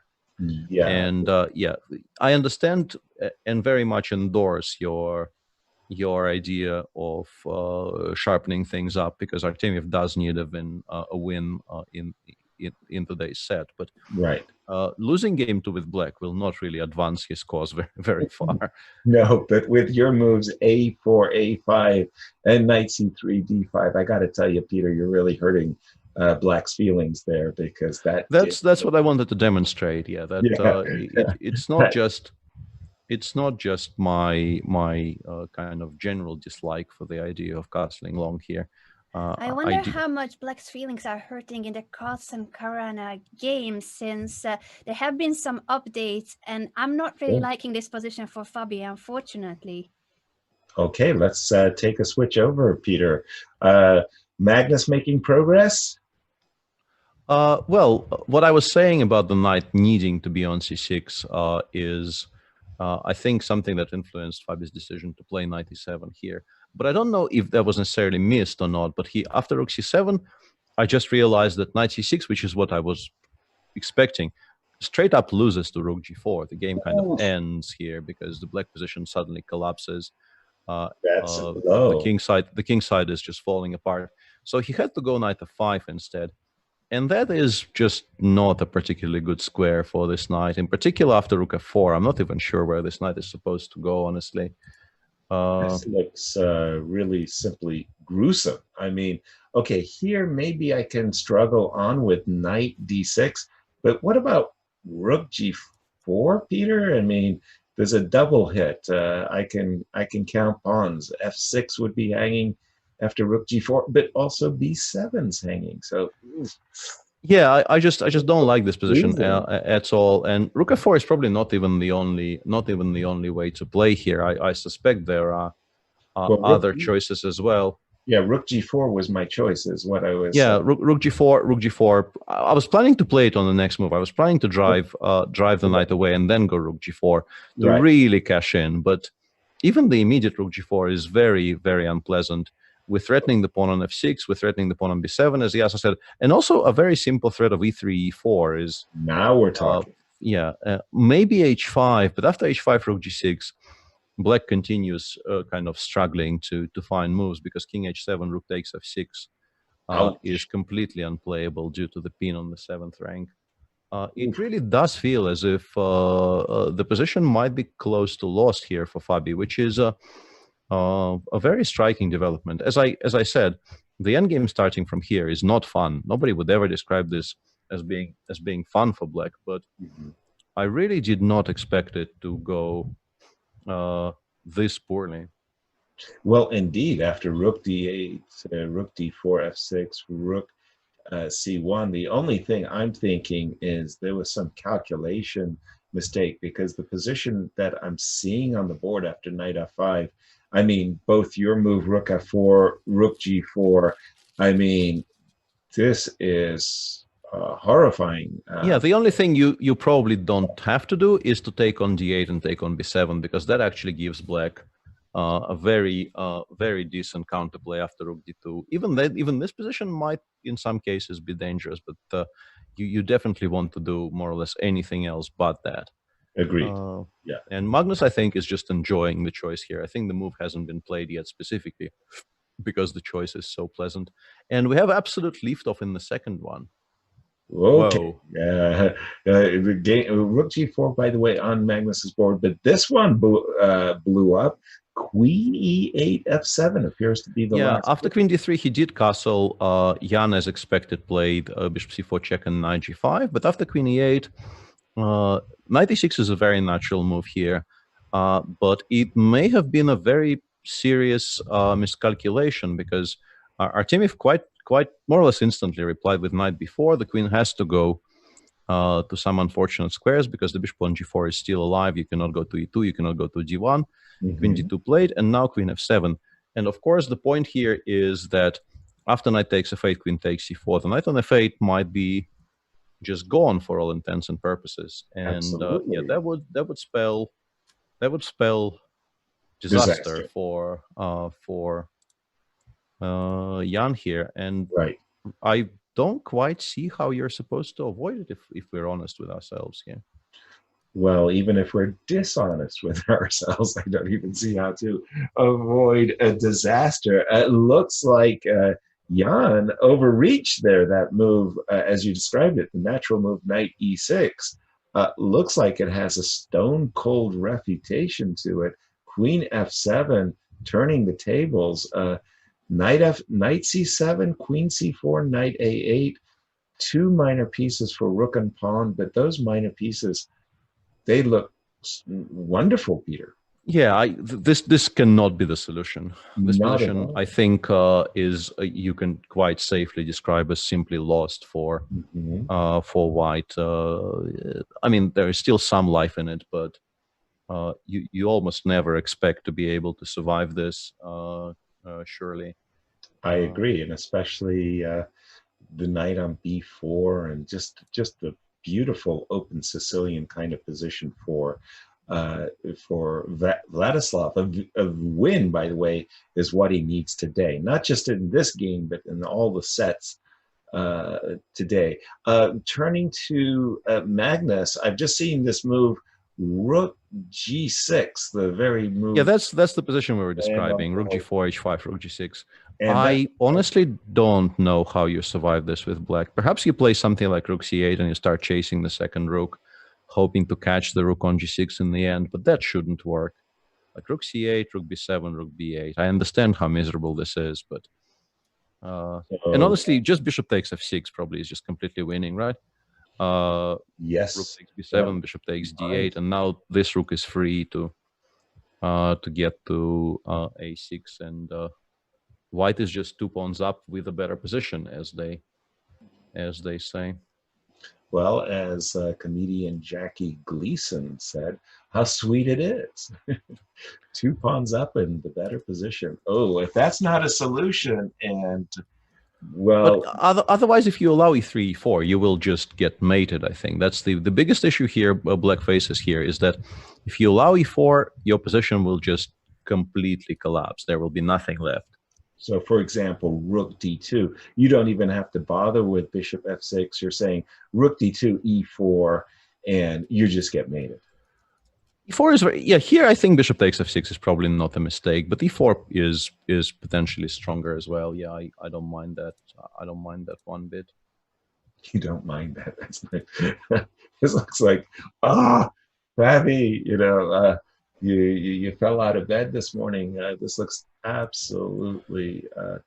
Yeah, the game sort of continues after Rook B2, Rook F2, let's say Rook G7, King H8. But yeah, you have very, very low expectations of surviving this with the black pieces normally. Exactly. Fabi has gone Rook D8, E8, which is stopping E3, E4, and also at least hoping to play Rook E7 next move. I suppose this is the reasoning behind that decision.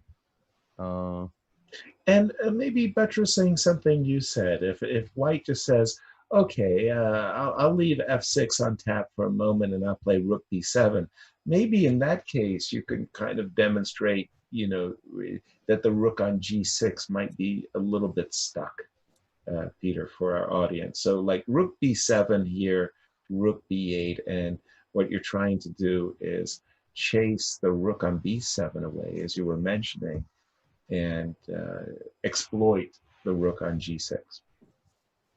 Yeah, this is a little bit tricky. Even though even that position, I suspect there should be some kind of a solution for white, but does not feel ideal for sure. Exactly. And then the alternative, Bishop F6. How would this is what Magnus played. He took on F6. Black played Rook E6, and now I mean probably the most obvious way to not lose material here would be to move the move E4, which is what he ends up playing.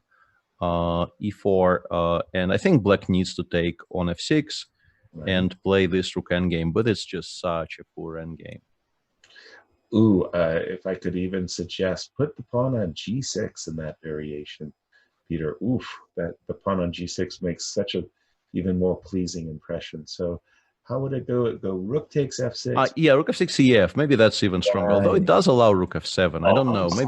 Maybe the fact that there is Rook F7 shifts your opinion a little bit. I don't know. Yeah, that's a pity. I was hoping for Rook G6, Fg6, obviously, when that pawn creates a mating entanglement. But yes, no. In that case, you're absolutely right, Rook F6. And Fabi goes Rook takes E4, I guess with the intention of after Bishop takes G7 playing Rook G4, either immediately or perhaps you include the check first to drive the king further away from the black pieces. But this is also really not great at all. First impressions, Peter, is there's a tremendous blow, Rook G5, tickling the rook at once, as they say. Ooh, the knight. The knight. We want to blast the knight away. Yeah, that I missed, and that does seem like maybe a cleaner solution even, because the knight clearly cannot go anywhere from F5, and Yeah, here the rook g4, rook f5. That's Yeah, not that endgame is horrible to look at. Even rook b7 probably is the cleanest, keeping both pawns under attack. And yeah, black's position will just collapse here. Again, Fabiano is in a situation in this quarterfinals where he absolutely has to be the victor in today's set of games. Else he will lose the match. Magnus will be our semifinalist. Rook e4, and here's Magnus thinking about bishop g7, thinking about rook g5. It all looks good. How did Nepo handle this? Oops, that is the... Yeah, he really had to go for it. So we cannot really blame him for going for this position. He included knight b5 first, which I think is a sensible enough idea. At least forcing black to play knight a6, because otherwise the other knight will support the knight on e6. But knight a6 is quite clever here. He took with the e6 knight, took on a8. Artemiev spent some time here trying to figure out if he can somehow pick up the pawn on e4 first and then go after the knight. But came to the conclusion that that doesn't quite work. Took on a8. Jan played b3. There will be some technical issues here, because I think Jan's next two moves are probably f3 and bishop a3 in some order. I don't entirely know which order, but... I have to congratulate Jan and finding a way of at least making it awkward for his opponent. Because it definitely is a lot more awkward than I originally anticipated. This is a good sequence by Jan, in particular because that knight on a6 is looking rather silly. He still wars, but there's definitely a game going on at the very least here, which wasn't necessarily the case. Here, I think I've always had this as a issue, because if you ever play a lot of chess, you're going to get into those positions where you have two minor pieces for the rook. And I've always had that as a kind of an awkward issue. Maybe it's just this specific position, Peter. What's a general rule of thumb? When you have the two pieces, are you looking to trade queens or keep them on? In other words, in that exact position, should queen e2 or queen b4 be considered? Or when you hold the minor pieces? I think it very much depends on the structure. And I think with the pawn on d6 being as weak as it is, black probably wants the queens on the board to have more tactical ways of dealing with potential issues which will come up. Did you ever create a principle for such positions? No. I think it's on a case-by-case basis for me. I don't quite know how to sort of codify this, but I probably would have done as Vladislav has done, yeah, and kept the queens on.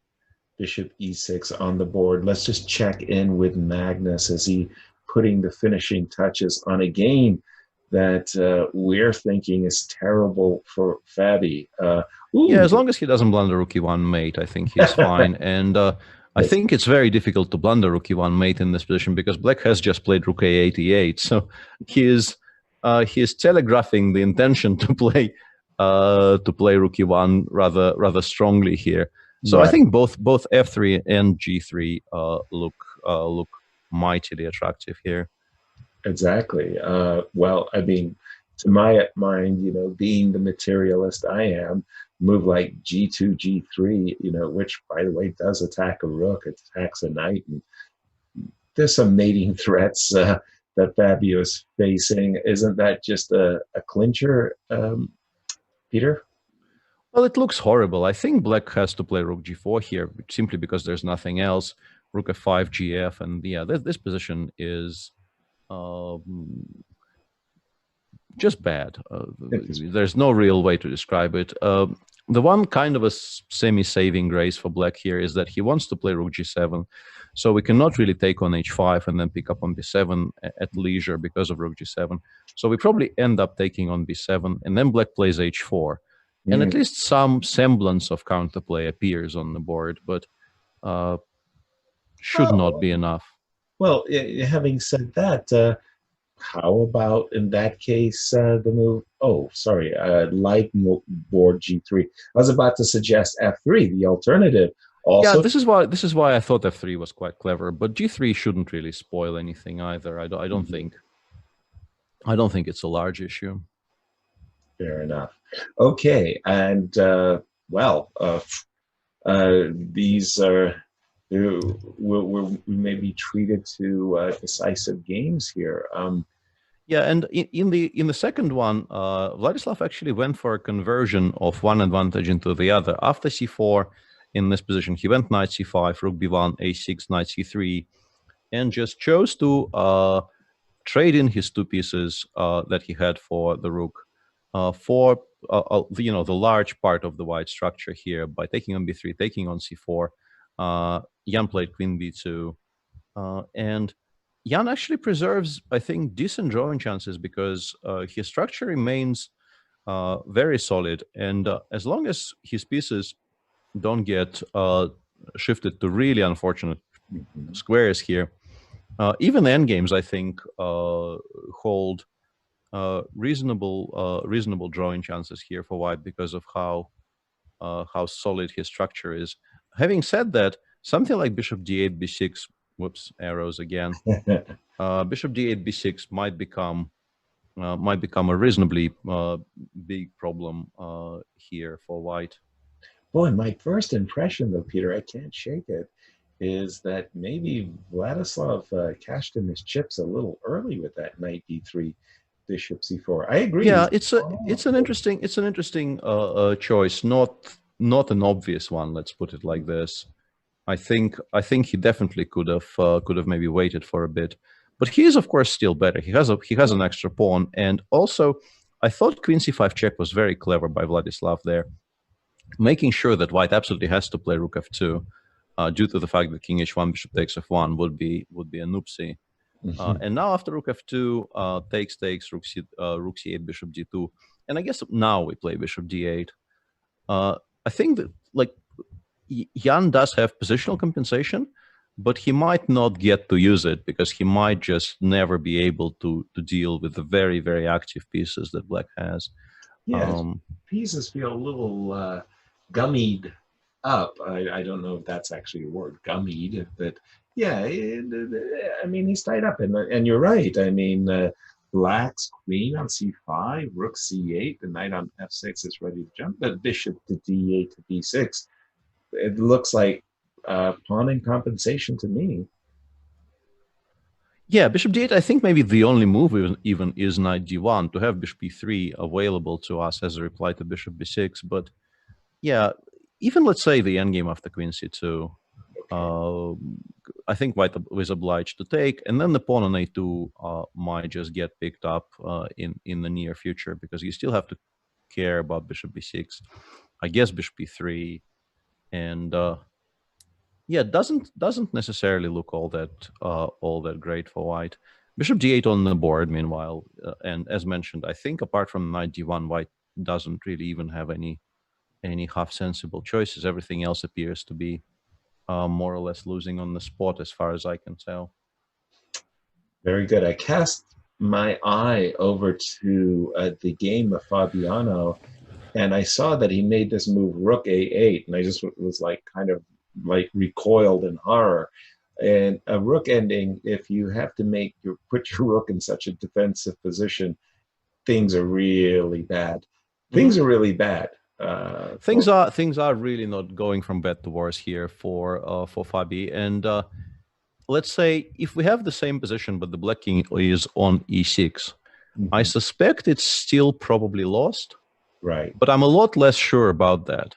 But with the king also being cut off on the back rank here, I think there is almost no hope whatsoever, because even the absolutely straightforward winning plans of, I don't know, pushing the pawn all the way up to b7 might be winning in some positions here. Exactly, with the king cut off on the 8th rank. What Peter is saying there is just, even if you give black everything you want, you put your pawn on b6, and a rook, black rook magically appears behind the b pawn. It may just be gone with the king not actively placed on e6. And I think that says about straightforward a book win as you can get from Magnus, just going with the program and pushing his b pawn up the board, Peter. Yeah, the question is, let's say we imagine, and in the meantime, all of this has already been played. Mm-hmm. Let's say after b6 they go rook b5, and you still need to formulate. But I guess f5, king h5, king g6 will win in some fashion, right? Right. That probably is what ends up happening. White diverts the black pieces towards the b file, and then picks up the pawn on f6 for the pawn on b6 and wins that one quite comfortably. I guess this is extremely likely to be the final outcome here. Right, and we just have seen Magnus played not b6. He just played the move f5, leaving, not allowing the rook to immediately get behind the pawn. f5 on the board by Magnus, and king f8. So that, like extra little improvement certainly helps Magnus's position. Yeah, and in particular here, you played b6. There's no way Fabiano can afford to allow rook c7 and b7. That will just win on the spot. Right. Therefore, you have to play rook b5. And I suspect in this position, king h5, rook f5, king g6 just ends the game pretty much. Because once again, rook c7 and b7 will just be mate if you allow that. And if you go back to b5, white picks up the pawn on f6, and then this is about as easy a technical win as you can find in chess, I think. So this is really, really nasty, because I just saw f2, f3 on the board so that when you do go that king. Oh yeah, this is really putting the nail in and twisting the knife, or however it goes.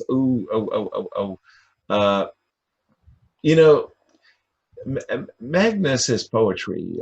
When he is on his game and he is playing, so very, very well, it's impressive, Peter. I mean, and it's just. It is, yeah, it is. It's nice to watch him in full flight. Admittedly, I really feel like Fabi probably did not play that game as well as he normally would have, but you still have to beat him. And as someone who has played a decent amount of chess against Fabi, I want to attest that how difficult it is to win a game of chess against him. He is a very, very tenacious defender. Exactly. And Magnus made this look very, very easy. Impressive. Which it wasn't. Bishop versus which it knight. Definitely wasn't. Yeah, ending. Let's turn to the other game, as I do want to say that we have a learning moment coming up. But what happened in the Nepo? What's happening? Peter. I'm not entirely sure, because after knight d1, the move d6, d5, which is what Vladislav ended up going with, it occurred to me, but I couldn't really work out what's happening after queen takes b7. And this is what Jan played, bishop b6 now by Artemiev. And now we can go bishop b3, let's say d4, and bishop somewhere, I don't know, d5. And maybe there's a tactical solution, but I don't see it yet. But I guess black maybe doesn't even need a tactical solution because his position is so nice. But yeah, I'm not 100% certain what we're supposed to think about this. Well, giving back the pawn, maybe there is a forced solution, but at the moment I'm missing it. D3. Bishop will retreat back to E3. I think we go back, and I was trying to calculate some kind of romantic ideas like this, but I don't see a final blow after knight f1. Well, the nice part is maybe you're onto it right here, Peter. We do have, I forget that knight g8 will defend checkmate. Oh, but d2, queen takes b6. Yeah, queen takes b6. We're simply a pawn up because there's no mate, right? Right. Yeah. So I promoted my pawn, but I haven't won any material. That's yeah. The pawn does get to be the queen, but we've completely ruined our position in the meantime. So I don't know how great that is. This is one of those books that belong in the combination, the boomerang, the boomerang book of combinations. So instead of having a combination book where every tactic wins, we have the opposite type of book, Peter, where every tactic boomerangs. This is a boomerang. Indeed, yeah, it's curious. And Jan starts by playing a5, to which Artemiev very quickly goes bishop a7.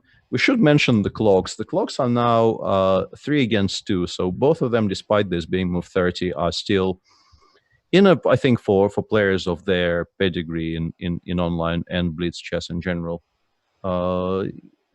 they're still reasonably comfortable, I think, on this time. It's really not panic stations time yet. And Jan does end up playing bishop e3, d4, and bishop g5 as expected. But with the inclusion of a5, bishop a7, which I quite like, because the bishop is sort of clearly slightly less well positioned on that square.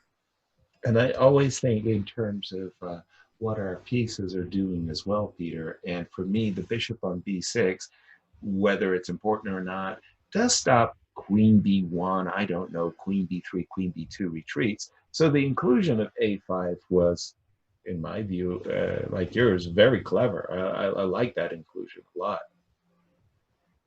Yeah, I think it's clearly a good thing, and Black now needs to show exactly what he means here. Is it right? Yes, this is the moment. Vladislav was up a pawn before. He seemed to be nursing a pawn and very good pieces. He returned the pawn to get his d pawn to the d4 square, and now he needs follow up again. Vladislav, the number 1 seed from the preliminaries, is in a position he needs to win today's set. We've just seen rook b8, Peter. Yeah, rook b8 I think is very logical. And also this, you could say that this is the one difference between a5 bishop a7 and no a5 bishop a7, which is in Black's favor, because now this rook is very squarely aimed at the b1 square, where it will generate a ton of very, very dangerous threats. Honestly, I'm not even sure how we're supposed to if we deal with this. Queen takes a6. You know me, Peter. Queen a6, rook b1. Queen David 3. Queen d3. I missed queen d3. Do I need to include d3 earlier? It's kind of a strange one, because there's also no d3 earlier. Probably doesn't work. So queen d3. How is this position? Am I lost? I don't know. I don't know. Like queen d2 or queen e1. I don't know which one you prefer, honestly.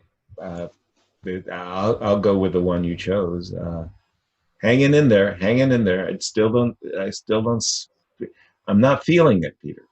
Yeah, the knight on f6 is just so cut off from all the action. That's the piece that Black kind of is lacking in his attack. If you could somehow get this knight to participate, but it's completely restricted by these 2 pawns. Queen a6 played. Yeah, I think there was probably no other choice, frankly. So not really surprising that this is what rook b1 did look frightening. I meant to say. Yeah, and you just need to bring the queen back into the defense. Something like queen f7 looks attractive for a second, and then you realize you are not the one giving mate here. You are the one being mated on the other side of the board, and there's just no time to play bishop f6, because Black quite simply goes d4, d3, discover, check, and then picks the rook up with mate. So queen a6, and now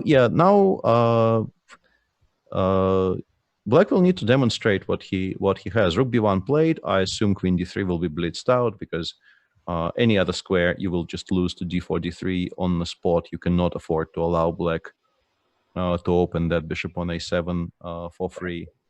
Hang on a second. Is this whoa? No, it doesn't work. I was getting very excited about this move. Wow. But it doesn't work, because queen takes b1, queen e1 check, rook f1, d3 discover check, and then the rook actually protects the queen on b1, and Black ends up not giving any kind of mate. Otherwise, queen c3 would be a very nice geometrical trick, which, well, he played rook f1. Interesting. I did not think this was possible, but maybe it is. I guess the point is after d3 check, king h1, queen f2, white still has queen takes d3. Yeah.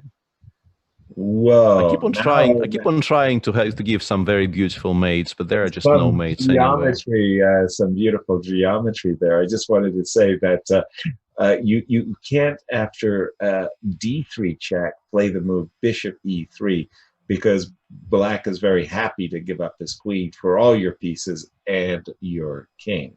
Oops. Absolutely. Yeah.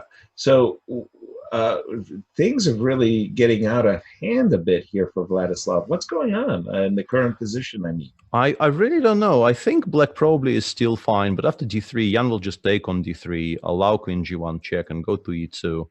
And it is now black who has back rank issues, which means that there is no obvious way to let's say after queen takes g2, king I don't know, g1 or even maybe d1 and then run towards the queen side. I'm beginning to like white in this position, honestly. Exactly. There is an a5 pawn still on the board. So we do have d4, d3. Up to d3, all of this has been. I guess Jan is trying to figure out if bishop e3 just wins on the spot, which it might. Oh, there's a background mate threat queen c8. Gotcha. Yeah, that would be a very, very bitter pill to swallow for Vladislav, because I think he's been driving the action. I think he can still play queen c2 though. Maybe everything is not lost as such, because after queen c2 we create the threat of queen b1, which is very strong. And this is, I guess, why Jan hasn't played this yet. Well, in that case, can I play like g4 or something, Peter? Maybe g4, but knight f4, I guess. Yeah. Oh shoot! Oh. And you might. He played bishop e3 and queen c3 replied by I think he is planning to give up this piece now. I think this might be his intention. Just takes, and now play a6 and go for knight e5, knight c6, and a7. That might I have a feeling this is what he's going for here. That might just be winning, Peter. He played g3, not g4, but g3, which is a lot smarter, obviously. Also, what? Bishop takes a3? What? Keeping the checkmates alive. There's a no. This actually happened. It's very alive that checkmate, back rank mate on the board. Oh no! Oh no! Maybe there was no choice. Maybe I guess g3 was just winning. Maybe, but that would imply that maybe queen c2 was stronger, or possibly g3 was winning anyway, because after queen e2, king g2, you still have no defense against queen c8 mate. Yeah, very dramatic conclusion to that game, which really felt like Vladislav was in control of for Let me just set the table here a bit, Peter, as we do have Magnus Carlsen and Nepo taking a 1.5 to a half-point lead. In fact, it's their opponents who needed to win to stay in the match. And oh my goodness, it looks like another game has already started. I actually wanted to take us to a learning moment. I think we can still do that, because that opening, they will seemingly they're playing a very theoretically heavy f3 Nimzo, and we can talk about the theory of that line later if there's a learning moment to talk about. Let's learn something. Yeah, I promise to be very brief here, since we all want to catch up with the action in this game 3 between Caruana and Carlsen. But I do want to choose the learning moment of the previous round between these two. After move 19 in the game Carlsen-Caruana, I thought rook c7. Well, we all know the rook always wants to go to the 7th or 2nd rank, depending on from which perspective you are looking at the board. Rooks are extremely powerful on the 7th rank. And this move is particularly strong since now the knight and the pawn are hanging. The only way to try to escape from the situation is knight to f5, which attacks the rook on d4. And I want to highlight here that it's very tempting after knight to f5 to go pawn grabbing by taking on d8 with check and then taking the pawn on b7. But this trade on d8 is actually not advisable, since it activates Black's rook, and now rook to d2, the same motive. Rooks on the 2nd or 7th rank are very powerful, and Black has enough counterplay to make it through this endgame. So the winning move was that Magnus Carlsen played rook to g4 after which there are way too many threats. So instead of taking on d8, instead of trading the rooks, now rook to g4, threatening bishop takes f6, threatening e4, and the pawn on b7 is still hanging. Fabiano tried with h5, but then the precise move is rook to g6. So many pins are there on this board that, for instance, if king to h7, white can simply take the pawn on f6 with the rook. So king h7 steps into rook takes f6. And if instead what happened in the game, rook e8, the pawn was taken on f6 with the bishop and the final tactical motive. So instead of king h7, we had rook e8 in the game, bishop takes f6. If we show that moment real quick as well. And now this final tactical motive that Magnus, of course, saw was that if rook e6, which happened in the game, this pins the bishop. So it does look like white would lose the piece, doesn't it? Now there's a very strong and only move here for white, e4, which attacks the knight. So in case black takes on f6, we will also take the knight on f5, and the knight cannot jump away because the g7 pawn is hanging. This was the way in which Magnus Carlsen took a winning advantage in his game against Fabiano, and now we shall see whether Caruana can make it back in game 3. Thank you very much, Anna. That was a very, very nice game indeed by Magnus. I just want to take a moment here to tell you that Grandmaster Erwin Laami will very, very shortly be joining us. Erwin, one of Holland's very strongest Grandmasters, is also noted for being a great coach as he works with Anish Giri.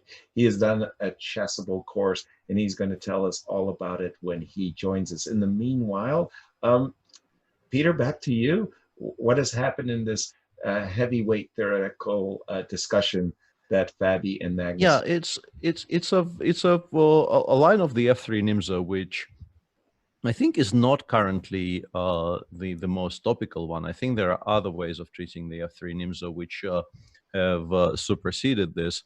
But it's what used to be, I think, the absolute central line of the opening: d5, a3, bishop takes c3, bc3, and c5.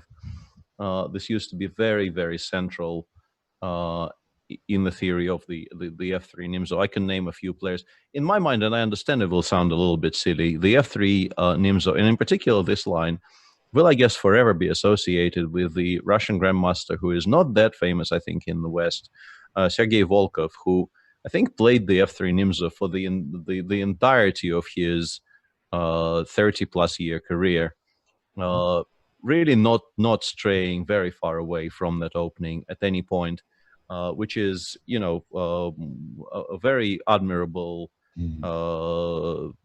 faith being shown to the one line. CD5, knight takes d5, dc5 is the absolute main line here. Queen a5. Seemingly the pawn on c3 is hanging with check, and I mean, I use seemingly here slightly ironically. It is hanging with check, but white says, "Do go on, please take it if you wish," and plays e4. And it turns out that queen takes c3, of course, is ill-advised because of bishop d2, and then the knight will fall. And if you take on c3 with the knight, queen d2 followed by bishop b2 is very, very good. And then there's a huge discussion on whether this knight is supposed to go.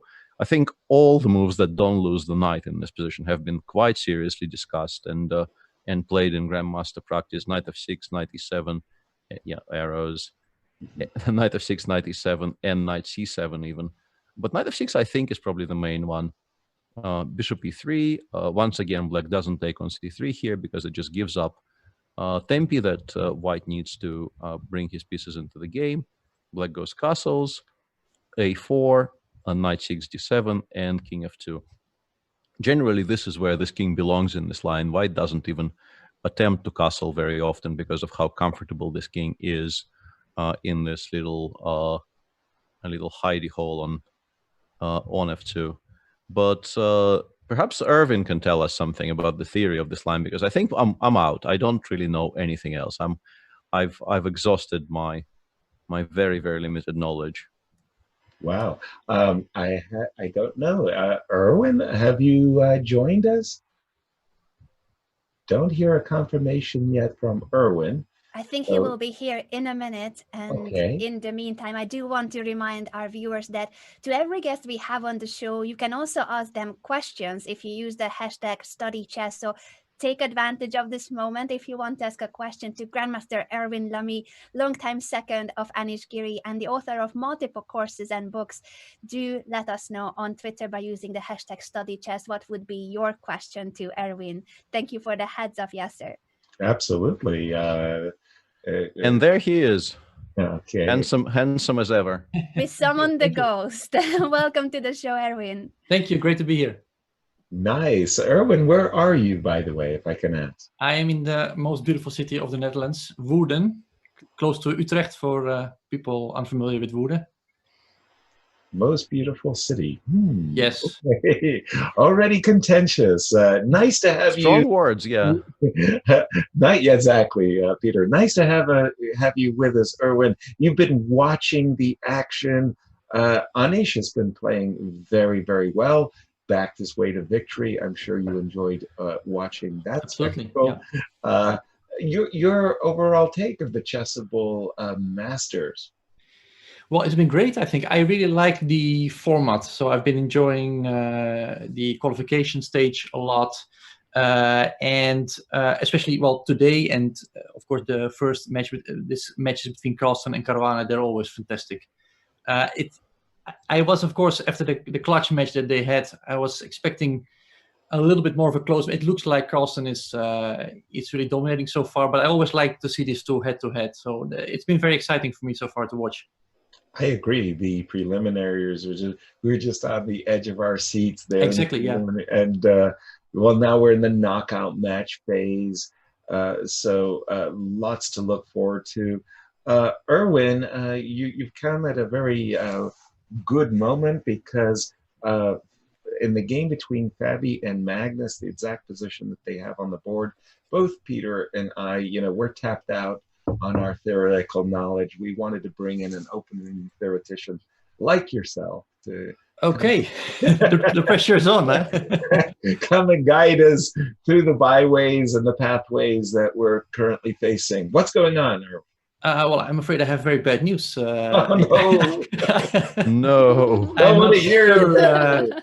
not sure I can tell you much. I've honestly, perhaps I've looked at this position once or twice, but the problem for me is that when I haven't seen a position for a couple of weeks, it's usually just totally gone. So maybe I see Peter nodding. I don't know if this is recognizable, but for me, it's very much the same for most people these days, and it's exactly like that. Yeah, exactly. So I may have seen this position before, but it doesn't ring a bell, to be honest. I do like that for black.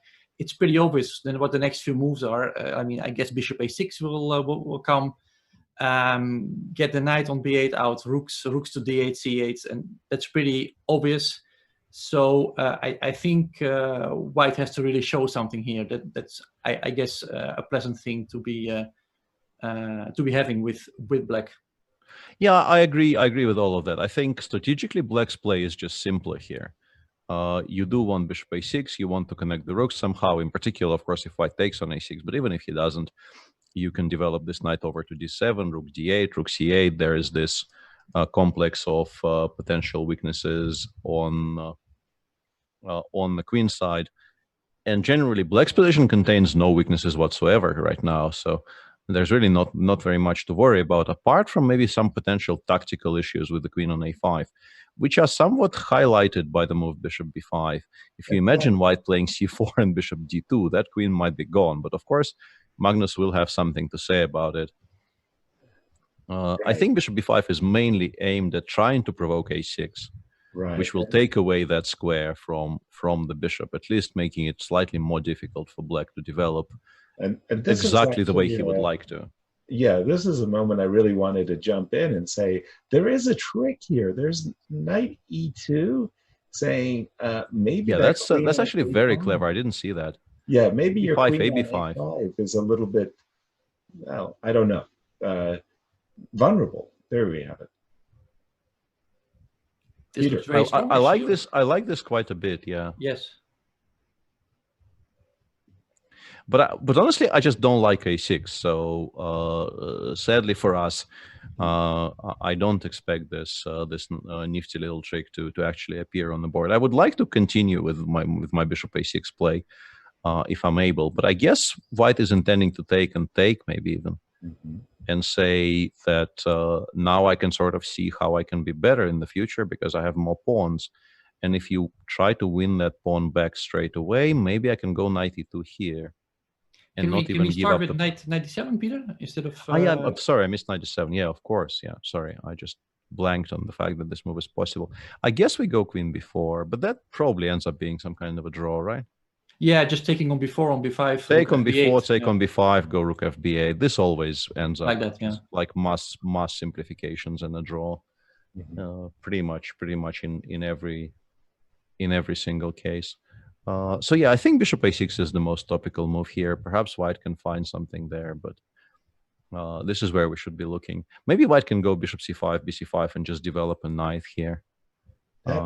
Invite black to take on b5, ab, queen takes b5, rook hb1. But here as well, like why should black be so unhappy is my question. Well, maybe you can take on c5 after bishop takes b5. Oh yeah, this is the position I wanted actually. Yeah, and now you get a good version of yeah, this is exactly the position I wanted. Yeah, that makes sense. That makes sense. This is not immediate equality for sure.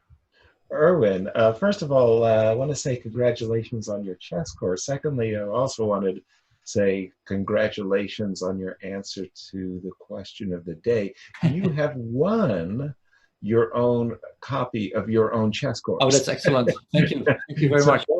Well done for both things. But I always like to ask the chess authors, because I like to say about myself that no matter how badly I teach, I always learn something. What is it about your chess course on the Dubov Tarrasch that you learned yourself that surprised you?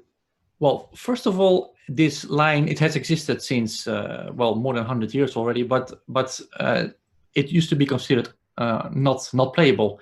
So the mere fact that Dubov took it on and actually made the whole line playable, that was already a huge thing to learn. Yeah, well, Peter is showing the moves already.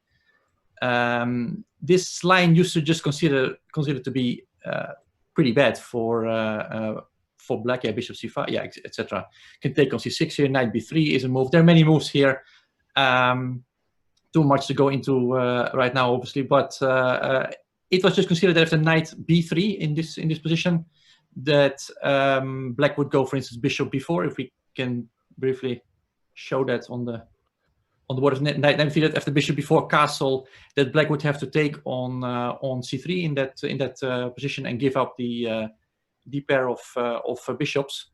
And that's of course a little bit of a lousy position, but Dubov showed that after move knight b3, you can actually just go bishop b6, sacrifice that pawn on d5, and that actually turned out to be completely fine.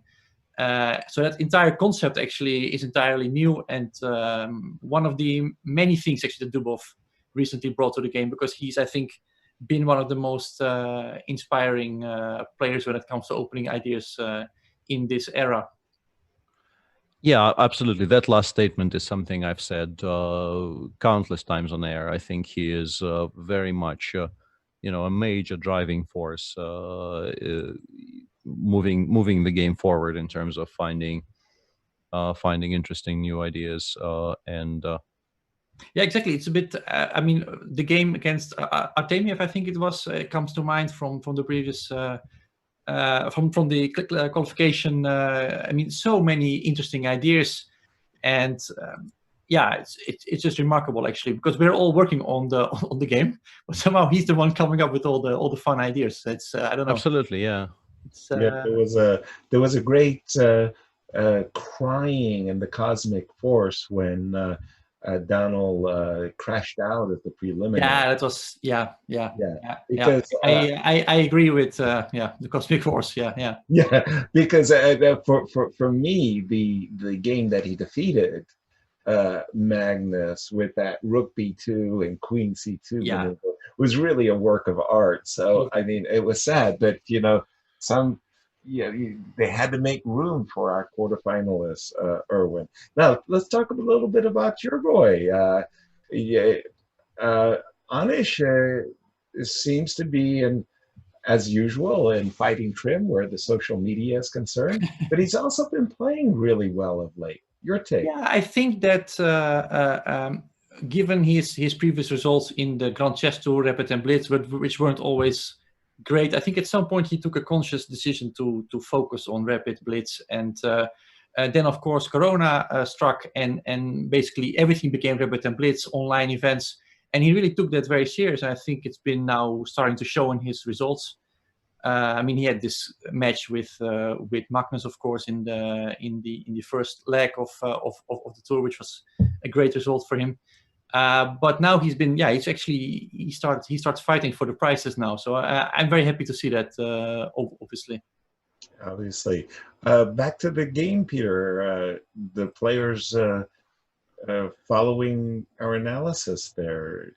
Yeah, very much so. But instead of bishop a6, he played bishop d7, which I think is played with the intention of having rook c8 as an option available to him. You still need to have the answer to knight e2, though. I'm not entirely sure what the plan here is. We'll need to figure that out. Queen b6. Yeah, maybe just queen b6. But I mean, how happy are we with this endgame? Is my question here. Bishop takes b5. Just follow that, Peter. You want to take on bishop b5? And yeah, I don't know. Maybe takes, and. At the same time, we have a lift-off in the other match as well. 1b3. Erwin, your thoughts on this opening choice by Artemiev? I won some fantasy points. I'm very happy. I think I'm losing some. I was just thinking it was in the fantasy contest, and I think I said there will be no 1b3. I'm so regretting it. Well, actually, speaking of Artemiev, I just finished today recording my next Chessable course on the Caro-Kann, and I saw Artemiev also played e4, c6, g3 once. So in that sense, I think b3 is a completely normal way of starting the game. I don't know. I think jokes aside, Artemiev he generally doesn't aim to decide games in the opening. So for him, it's just I think he's more than happy to just get a game and start playing. He's one of the. It's quite rare, I think, these days. He's one of those players that really doesn't seem to be all that bothered by a deep opening prep. It almost seems like the combination of Donald and Vladislav together would be very formidable. I mean, the way it's being described. Peter, take us from the start. 1b3. How did the players get here? Yeah, b3, e5, bishop b2, knight c6. This is sort of the old main line, and bishop b5, bishop d6 in particular is very much how they used to play this opening in the times of yore, and I'm using the times of yore here. Thank you. Very, very liberally. Maybe 20 years ago is what we're referring to here. But yeah, that used to be very, very topical. Knight a3, knight a5, bishop b2, a6. Somewhat surprisingly, all of this has been sort of well researched at some point. Weird as all these moves might look to our viewers. c4, I don't believe I have seen c7, c5 in this position. I would have thought just returning with a knight to c6, castling, playing rook e8, and so on would be quite normal. But c5 is a way to fight over for the center, which is also quite logical. Knight c2, knight c6. And here, because of the fact that knight f3 is met quite well by e5, e4, Vladislav goes for the immediate d4, which is a very sharp attempt to fight for advantage, which is connected with having to play king f1, but I'm pretty sure he is not really that unhappy about it. This is the position we have on the board right now, and he played bishop f3. If you imagine white already, let's say the knight on g1 is on g3 and white castled. White, I think, is close to winning.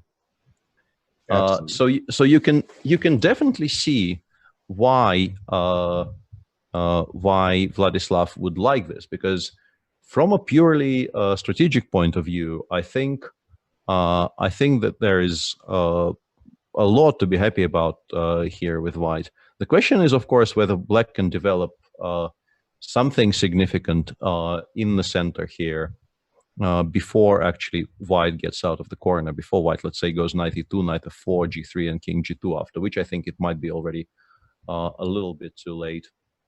Well, I see Erwin shaking his head vigorously no. Yeah, I completely agree. I mean, it looks like a position with huge potential. I see Nepo just bashed out d5, which I think at least that tries to stir things up a little bit.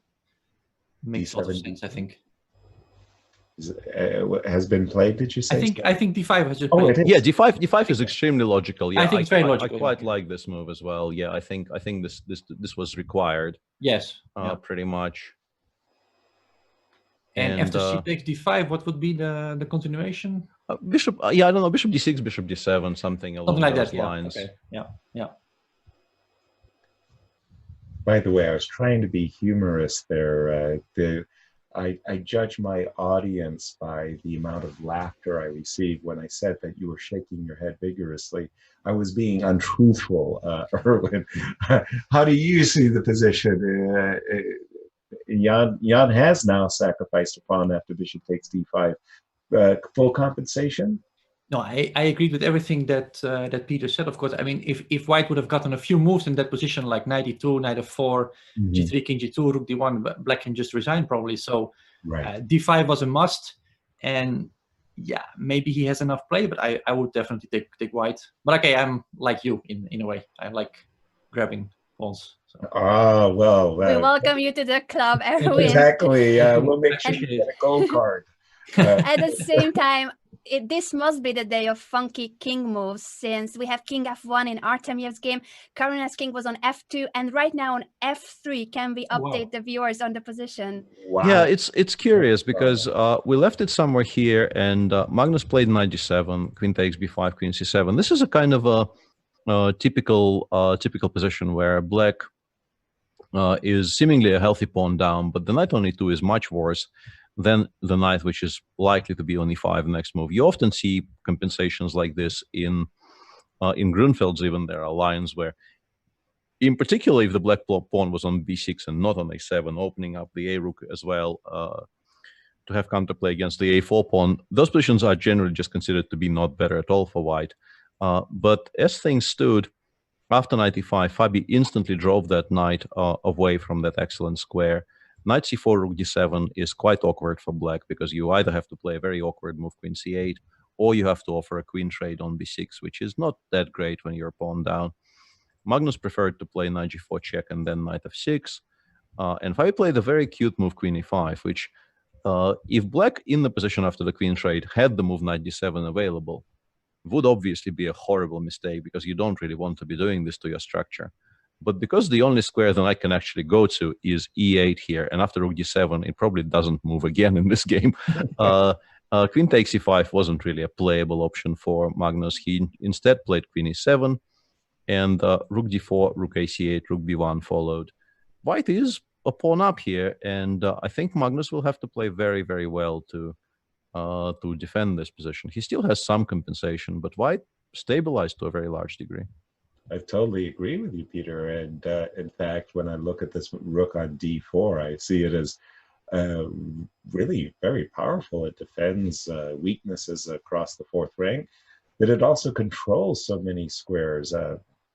Well, I mean, as we know, Fabi needs to win the day. And of course, he is trailing in the match by a game. So now or never kind of situation going on here. Erwin, jumping in here, your take on this position. I mean, it still feels like there is some compensation because the king is on f3, but the king on f3 would only be weak if it was vulnerable. Is it vulnerable? Yeah, I don't really see a clear continuation here. Knight d7, we go queen d6 probably. We just exchange the queens. Happily. I don't see a clear way forward here. Also, white is not completely stable yet. With the king on f3, you always, I guess, have some compensation. White has some weaknesses, c3, a4, but yeah, I'm not sure what. Maybe just rook d8, just make a pass, so to speak. We've seen rook d8. There was a trade of rooks. That's already on the board. Yeah, takes, queen d4, and queen c7. All of this has been played. Okay. Right. Yeah, because the white's kingside has been slightly opened. It's not a given that you convert this, but it's a pleasant position for Fabi to play. For instance, I think you can move the pawn from c3 to c5 here, but it might get lost there. I think after e5, Black would like to play 95, and you can play c4 using the fact that the back rank is weak. But honestly, I don't like after 97 and knight b6. I think we've probably created issues for ourselves more than anything else. So unsurprisingly, Fabi decides against it. And just in more general terms, I think playing e5, unless it wins you something, is not in Fabi's plans right now, because the knight on f6 is quite passive, and giving it good squares would be very counterproductive. So rook d1 cuts off the knight once again from the d7 square, and after h6, Fabi goes g4, which is quite a striking choice. Yeah, nice. Some action. Erwin, we have a question for you from our social media, as Anna's been monitoring all of our channels, and you've got a big fan base. Anna. You do have a big fan base, so I decided I would choose the tweet of your biggest fanboy, Anish Giri, tweeting, "To try and weather the storm, I am sending my best and most diplomatic representative, Erwin Lamy, right into the Lion's Den Chess24 broadcast. He's soon publishing his Caro-Kann Chessable Course 2, which is perhaps the second best opening against 1e4, #StudyChess. Erwin, your thoughts on the Twitter banter, friendly war between Anish and Magnus? Well, first of all, I think I'm just very happy that Anish always promotes my Chessable courses, so that I don't have to do any promotion myself, basically. So I'm very happy with that. Yeah. What's his fee? I have a course coming out soon. I need to. Yeah, no, it's he's been remarkably friendly about the fee, so I'm sure that can be discussed. The question was about the banter between Carlsen and Anish, you mean, or? Indeed, it does seem like they are having a small Twitter war again. How do you see it as social media interaction? Is this friendly banter? Does he ask for advice from his second on what to tweet? I'm afraid I'm not a social media second. I tend to stick more to opening variations and stuff like that. No, but I think it's all fun. I think they're both enjoying their to poke at each other, and I think generally it's only been fun. We are most certainly enjoying their banter, yes. And also the Chessable blocks. I think Anish has chosen every single possible moment for saying that 1e6 is the best response to e4. I'm still waiting for him to play it more often, though. Yeah, that's the thing. With my course, you can at least be sure that I also practice what I preach. So, well, Caro-Kann, I played it my entire life, actually. Sometimes as my main variation, sometimes I just use it occasionally, but it's always been around. Well, what can I say? I'm trying to to PR my Caro-Kann here. But I think that it's just a very fun course, and I worked for about 3 months. It was, of course, Corona times, so I had a lot of time to work on it, and I'm actually kind of proud of the results. I really hope that it will be appreciated, and that's all I can say. Yeah. I've got a question for you on your Caro-Kann course coming up, because I want to ask you how you use the 3700 engine to help you out. In the meanwhile, before we get to that question, Erwin, let's focus on this flank attack. Peter, G4, H4 on Fabi's agenda. Is it serious? I think it's a very clever idea, because one thing I think was lacking here for White is an active plan to improve his position. And the idea of controlling everything on the G file and then actively driving the action on the king side, planning to go H4 and G5 and drive the knight further away from a reasonably good square on F6, where at least it kind of keeps White honest, keeping an eye on the E4 pawn and preventing White from gaining more space, is very, very clever, I think. And Magnus, after some thought, ends up playing rook E8 here, intending to go E6, E5 next, which is also, I think, a very decent response. Very interesting sequence of two moves here. Wow, that move, rook e8, I think that would be a move that Jan Hein Donner would call deep. Nice. But then again, can we pretend we don't understand how deep it is and just go h4 and f takes e? Okay. Rook takes, I guess. Yeah, my intention here is to say, okay, now we play my pawn up endgame, and I guess you go king h7, and I go rook d4, rook a8, rook a5. Yeah, rook d4. Yeah. And I understand there are definitely drawing tendencies here, at least some drawing tendencies, but we shouldn't be so unhappy about this with white, right? No, we get the sunny side of the torture, and I know, Erwin, you like the sunny side. I love this.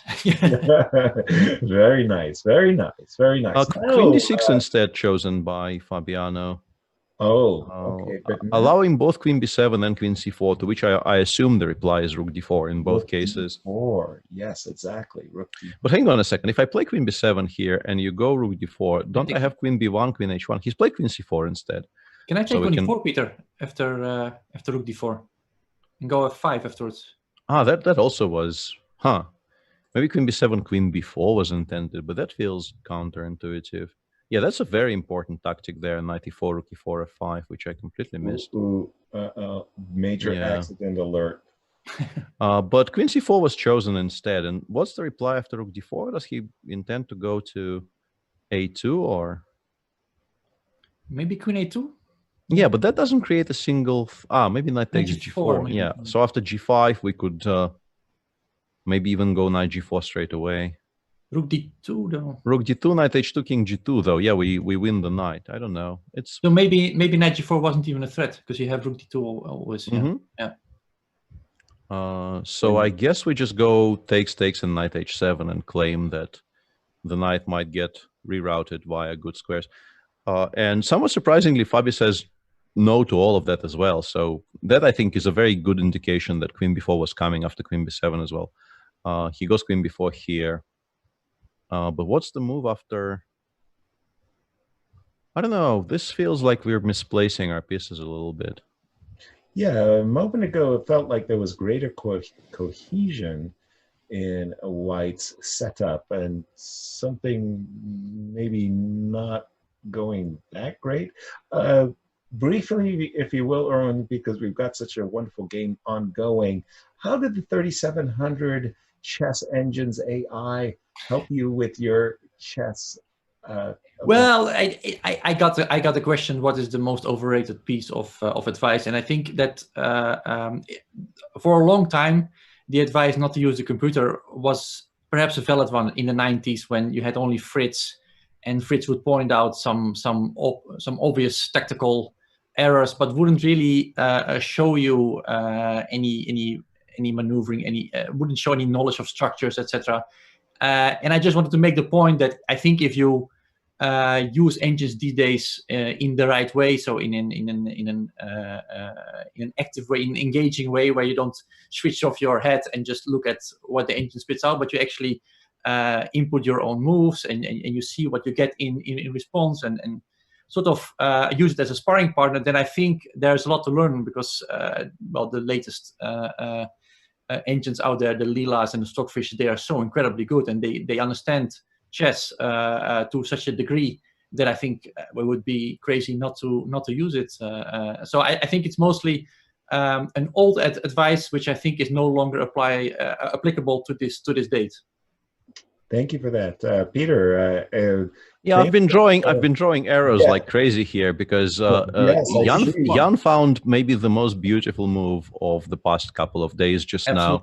Wow! And is just so nice to look at this position, even from a aesthetic perspective. We left it somewhere around here, and after 92 rook e8, Black clearly has lots of play, but the way the white position collapsed, I feel like Artemiev probably miscalculated something. He played bishop f3, bishop f5, queen f4, queen d7. Of course, Black is not interested in playing any endgames here.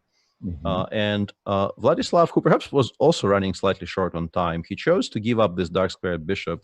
I don't know if not taking on f6 would have made a blind bit of difference, to be honest, but he chose this, which I thought was interesting, because let's say some move like bishop c3 might pick up this rook on a1, but White would be extremely happy to play some kind of position like this. And in general, White is maybe 2 moves away from completely consolidating.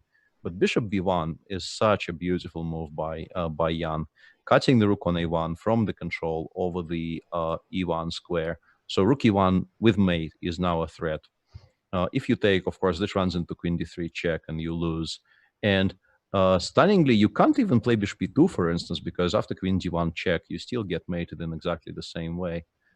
Bishop takes d1, rook e1 mate. It feels to me like this is just completely lost. Artemiev ends up playing king g1, knight f1, but after queen d3, for instance, I think he loses pretty much his entire chess set. I don't think you can defend the knight on f1 here, and then the rook on h1 will also fall. So I think the British have a wonderful expression. That move, bishop b1, was very, very visual move. Bishop b1, our move of the day for sure. What's happening? Remarkable how it escalated so quickly, because we thought White was actually doing great, right? Yeah, we thought somewhere like here. I'm pretty sure the computer can find a way in this position to not allow too many threats to materialize. Yeah. It feels unclear to me. I don't know. Maybe we were overstating the case quite perhaps, a bit here. Yeah. Also thought CD maybe was interesting instead of bishop. But basically, this is move 15 and this is move 20, and the game is pretty much over, and not the way we expected it to be over. So. A very, very dramatic turnaround. Yeah, and there's been a very big turnaround in the second one as well, where Magnus is no longer pawn down. And, if it continues like this, he might start playing for a win for all we know. Whoa. A moment ago, we thought that Fabi was about to get his grippers on the position. We saw a move rook e8 was maybe a little bit disturbing, but this has gone way out of control. I'm looking at queen h4 and I'm saying Magnus is winning. I mean he's threatening. Well, I think winning is a little bit too strong, because I think we can play like queen c5 or queen b6 and stop queen f2 check, and then the game still continues. But yeah, Magnus is in control. In particular, let's say queen b6, even the move like knight f6, attacking and then picking up the pawn on e4 probably just wins. And briefly, Artemiev did find a way not to resign on the spot here by playing queen g4 check and rook and bishop e2, but after rook takes e2, for instance, rook takes b1, hoping for queen b1, queen e2. You can play rook g8 here. You can play bishop c5. Bishop c5 probably the cleanest one. And yeah, I think White just resigns here because there's just no way to defend against the multiple threats Black has. By the way, just to boldly state the obvious, I think that would be 2.5 points for Jan. Should he win this particular game, that would give him the set and the match. Yeah. Yes. Thank you. There you go. Set and match. And he would be our first quarterfinalist. And I suspect not very far behind is going to be Magnus, because I'm telling you, guys, I'm not feeling it here at all for Fabi. Also looking at the clock. Yeah, 19 seconds against a minute and 40, and the position is genuinely very dangerous at the very least. H2 pawn can be picked up with check, and then Black could just start running his H pawn down the board. So, yeah, just a very, very poor position here for... well, let's look at that. That looks like a very obvious solution for Magnus. Queen H2 check. Let's say we go king d3, I guess. We run towards the c2 pawn square, and then we hope to pick up on a5 and get to... So knight f6 to stop queen e8, perpetual check idea. Yeah, and now it's a race. I guess it's a race that Black is favored in, but at least it's a race. And indeed, in the meantime, Artemiev resigned against Nepomniachtchi. It's a forced mate at the very end of the game, meaning that Nepomniachtchi moves on to the semifinals, where his opponent will be either Alec or your boy, Erwin Anishgiri. Erwin, jump in. Yeah, I think Anish showed that he's very solid this tournament. Hasn't lost a single game, actually. So I'm confident he's doing well, and it would be nice to see him paired against Nepo soon. Well, by the way, you mentioned that, Erwin, and I really wanted to ask you about it. You said that Anish has been working on his blitz and his rapid chess skills. How do you do that? Yeah, he's been playing online a lot. He's been pretty active on the various websites, playing everything that there is to play. Basically, he's playing blitz matches with friends, etc. So he's taking a conscious decision to. Well, I think it's normal because a lot of top events have gone through to faster time controls. So I think you have to make an effort to improve that. It was never his specialty. But it would be nice, of course, if he could simply add it to his repertoire of and become an expert there as well. So, well, I assume as a good second, you and Anish engage in a fair round. Well, actually, we recently did actually, but it's very painful because especially when it's online, I used to pride myself in being a decent blitz player online, but I was just being totally annihilated. So I'm afraid he already needs different opponents at this point to spar against. He's faster, he's trickier, he's better. It's very, very painful actually. So I'm not sure I'm eager to play many more matches with him. Peter's showing a cute little tactic. Just nice, for a moment, I wanted to tell the viewers what Peter is doing on the board. Yeah, I'm having fun there. I enjoy listening. I enjoy listening to Erwin, but it also gives me an opportunity to just have some fun on the demonstration board. And I mean, the issue with knight d1 check is that king c1 is a move you can play. So I think knight g4 is a very kind of a sane and sober decision there by Magnus. It's cleaner this way. But it was a cute tactic, knight d1, nice. King b1, queen b5, forcing probably an immediate resignation out of white. But I like knight g4. There's nothing wrong with knight g4. Knight b3, just establish this knight on f6, and then black has two extra pawns, and they are the two outside passers as well, the h and the a.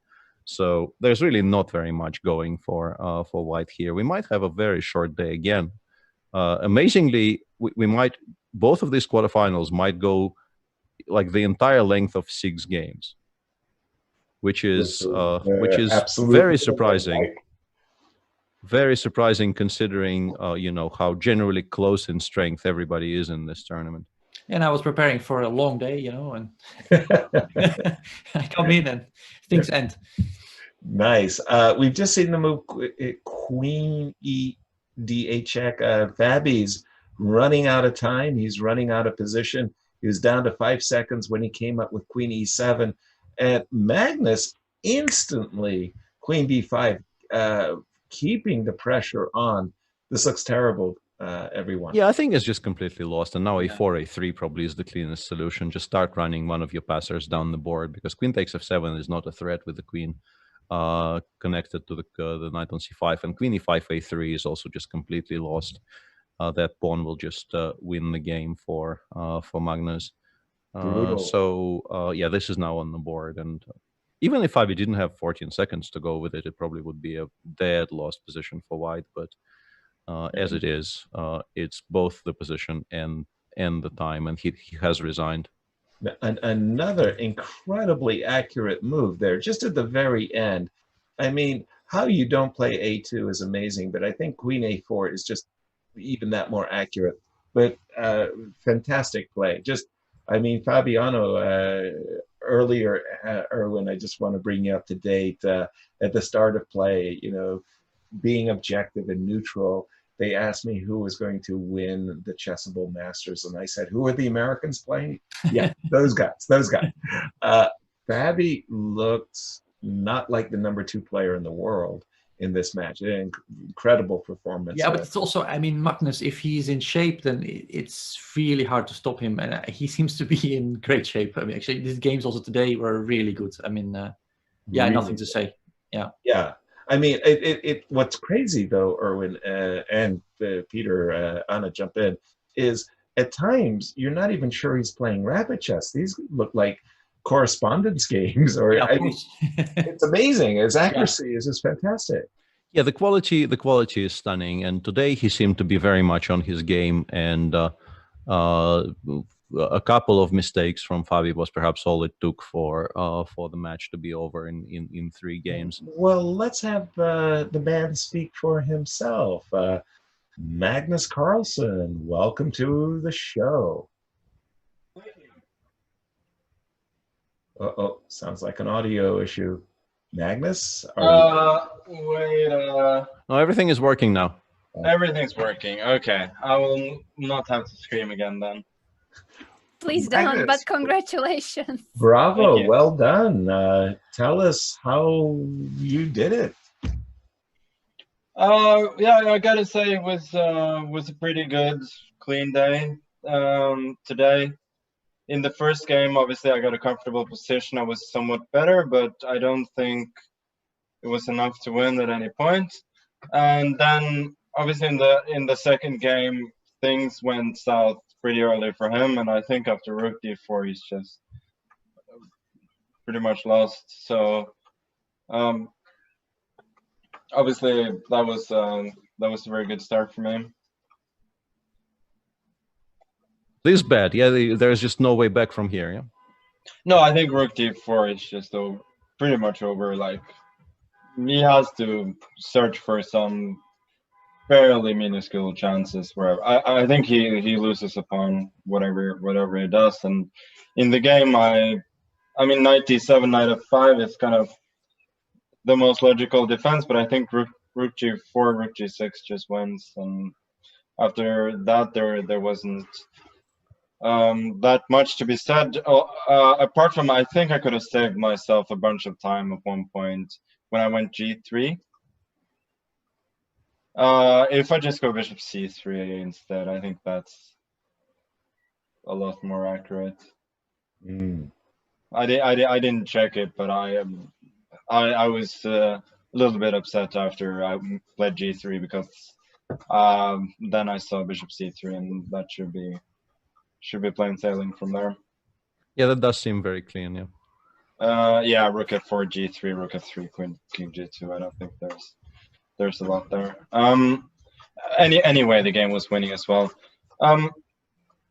Then obviously the third game was by far the toughest, and he did find an interesting concept there. When he went for this line with queen c5, queen b5, I didn't believe in that at all for him. I just thought with good development and better pieces, I should be doing well. But I completely underestimated the concept with f4, and that actually made me suffer a bit.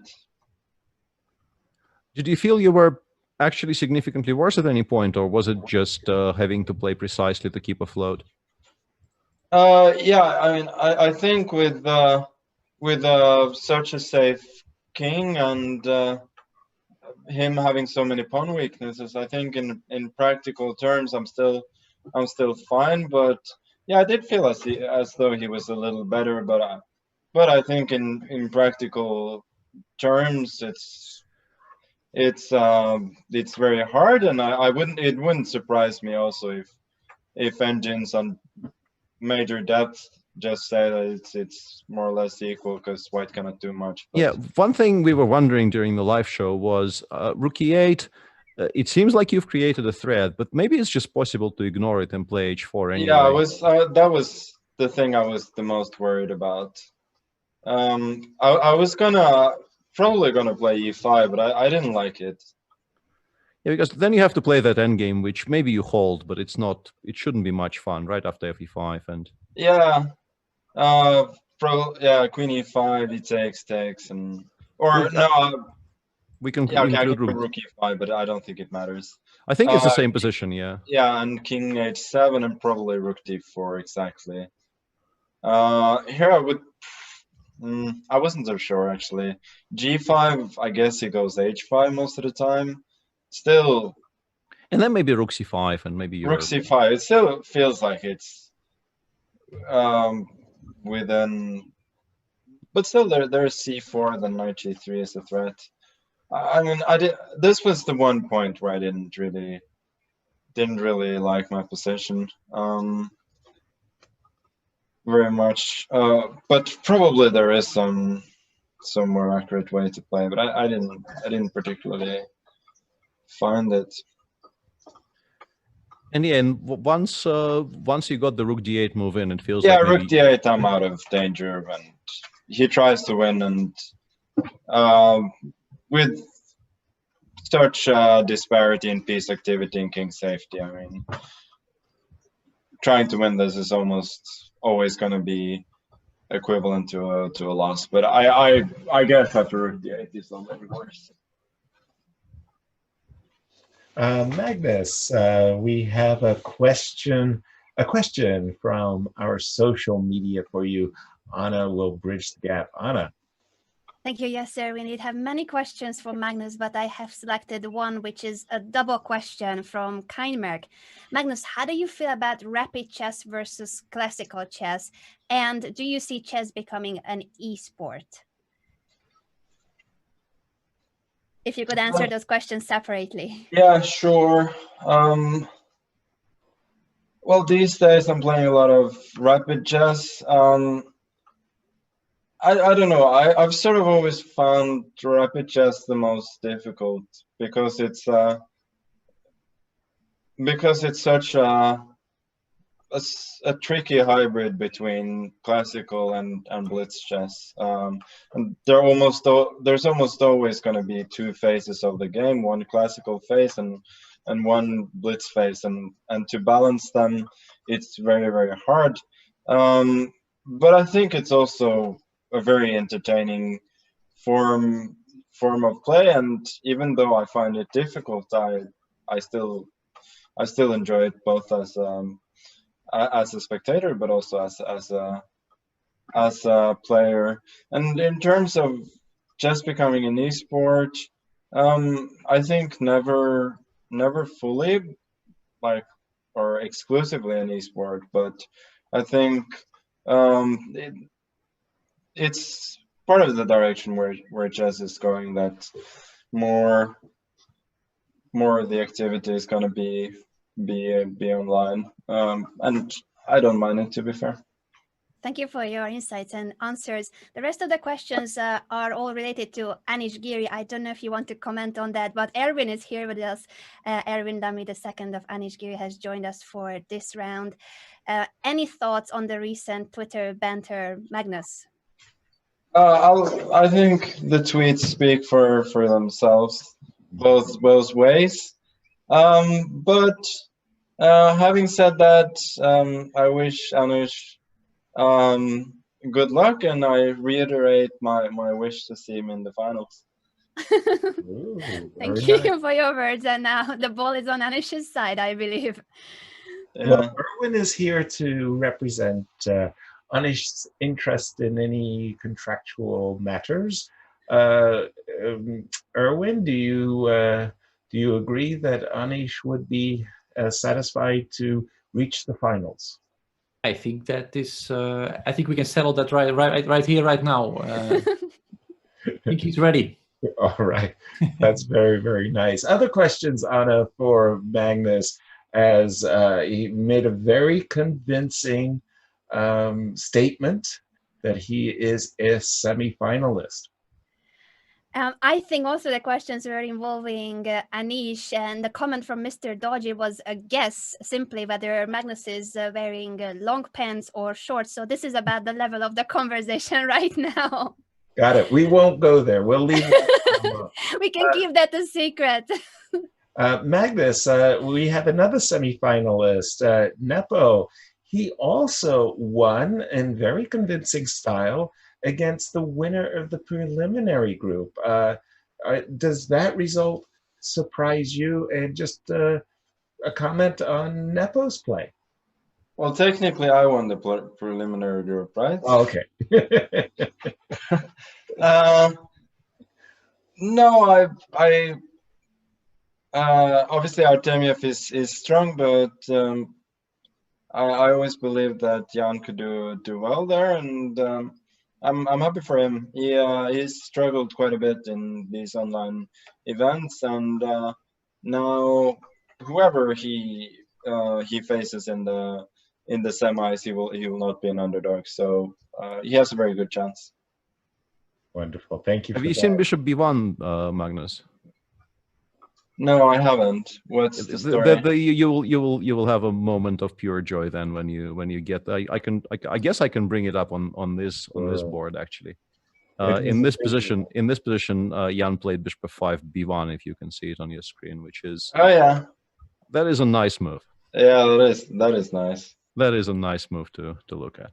But I think if you would pick one player in the field to actually find this move, it would be Jan. So yeah, I think we can trust on him on that. But still, it's when I saw that, I got briefly very excited. Well, if you follow up, Peter, you go Bishop B1 for a moment. The one that I really liked was Bishop E2, the answer to Bishop E2. That, yeah, baby, Queen, yeah, and Rook E1 checkmate. That's extra special. The whole Bishop E1 concept, very impressive. Look great. Thrilled us, Magnus.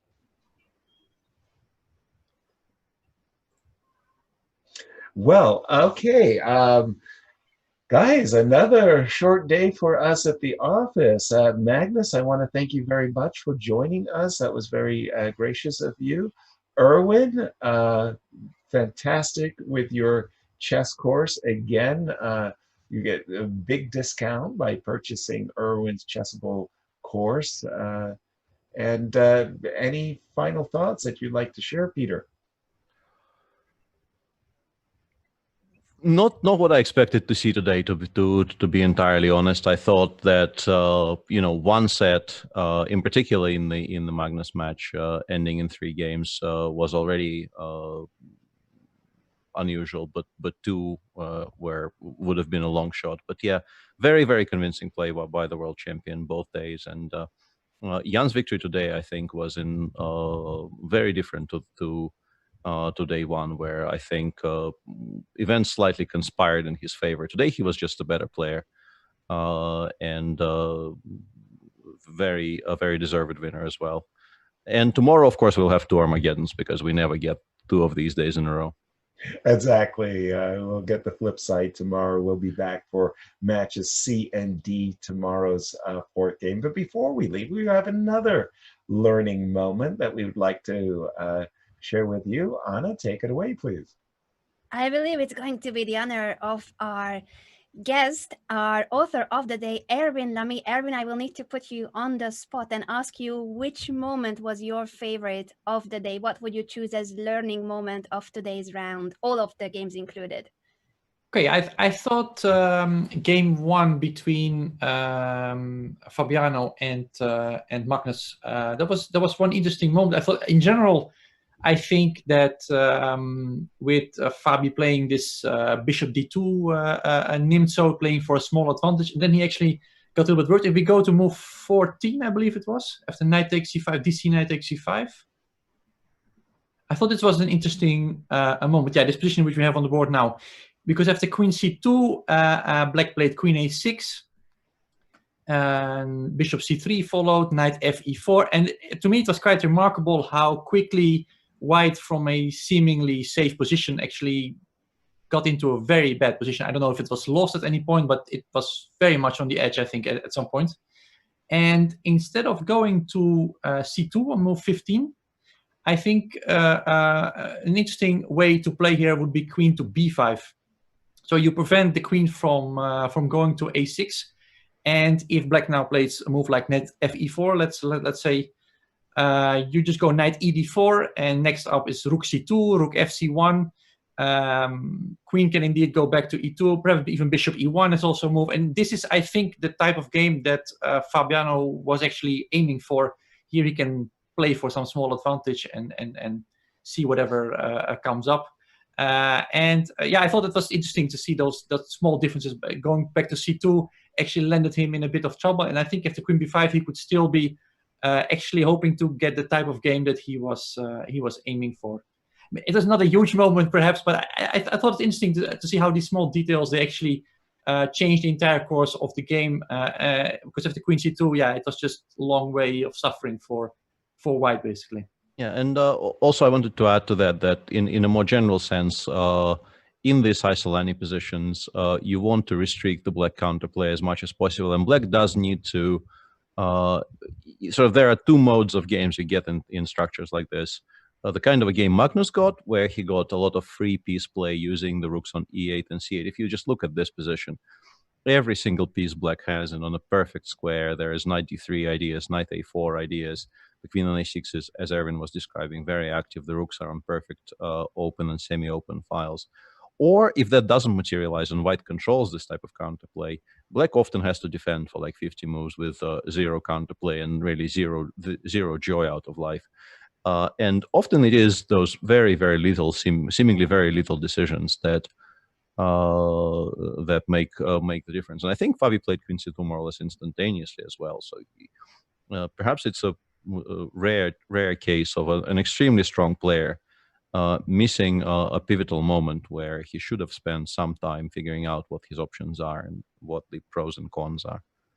Yeah, absolutely. And actually, in the second game, if I may, I had one more question there. In the technical phase, at the moment he went e3, e4, Magnus. If you could just bring that up.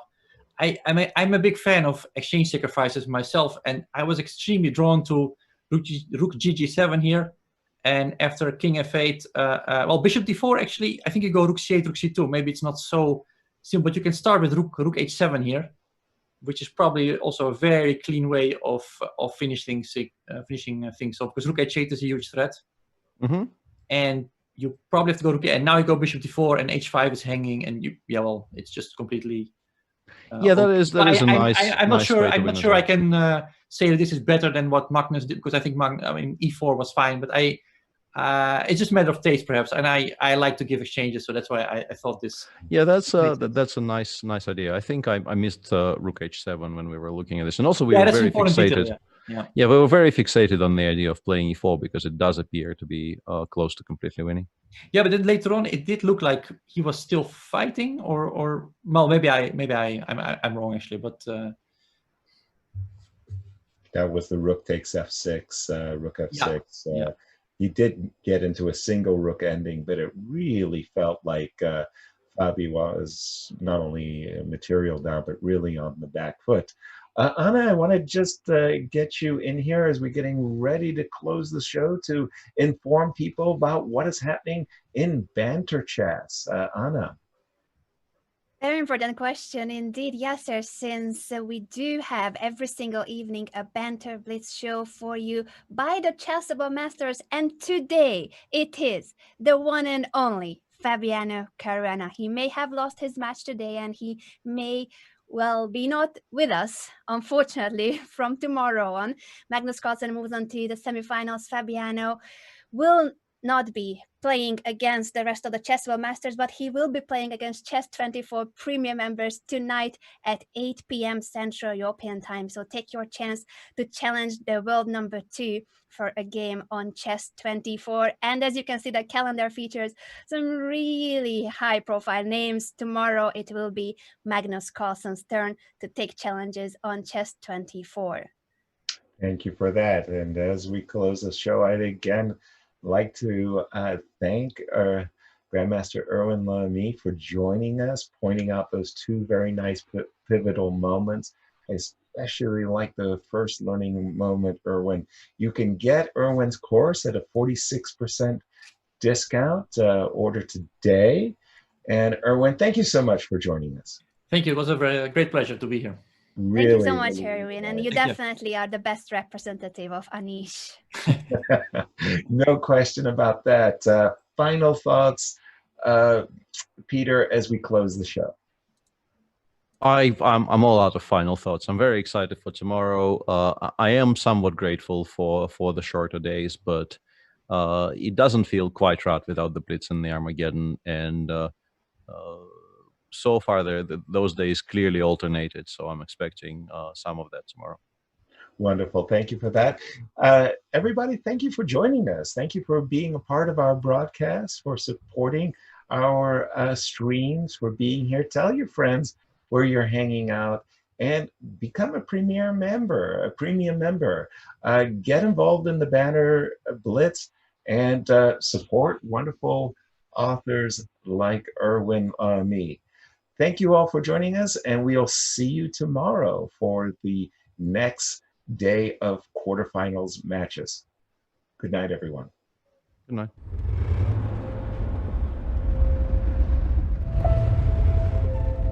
There are more moves in chess than atoms in the universe.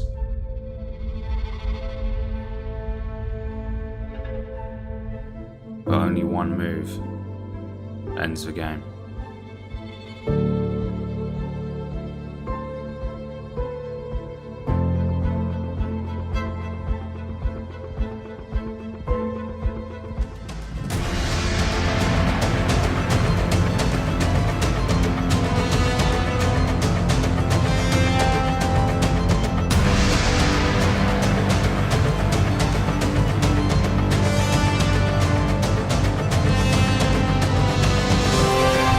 My name is John Bartholomew, and this is the Checkmate Patterns Manual.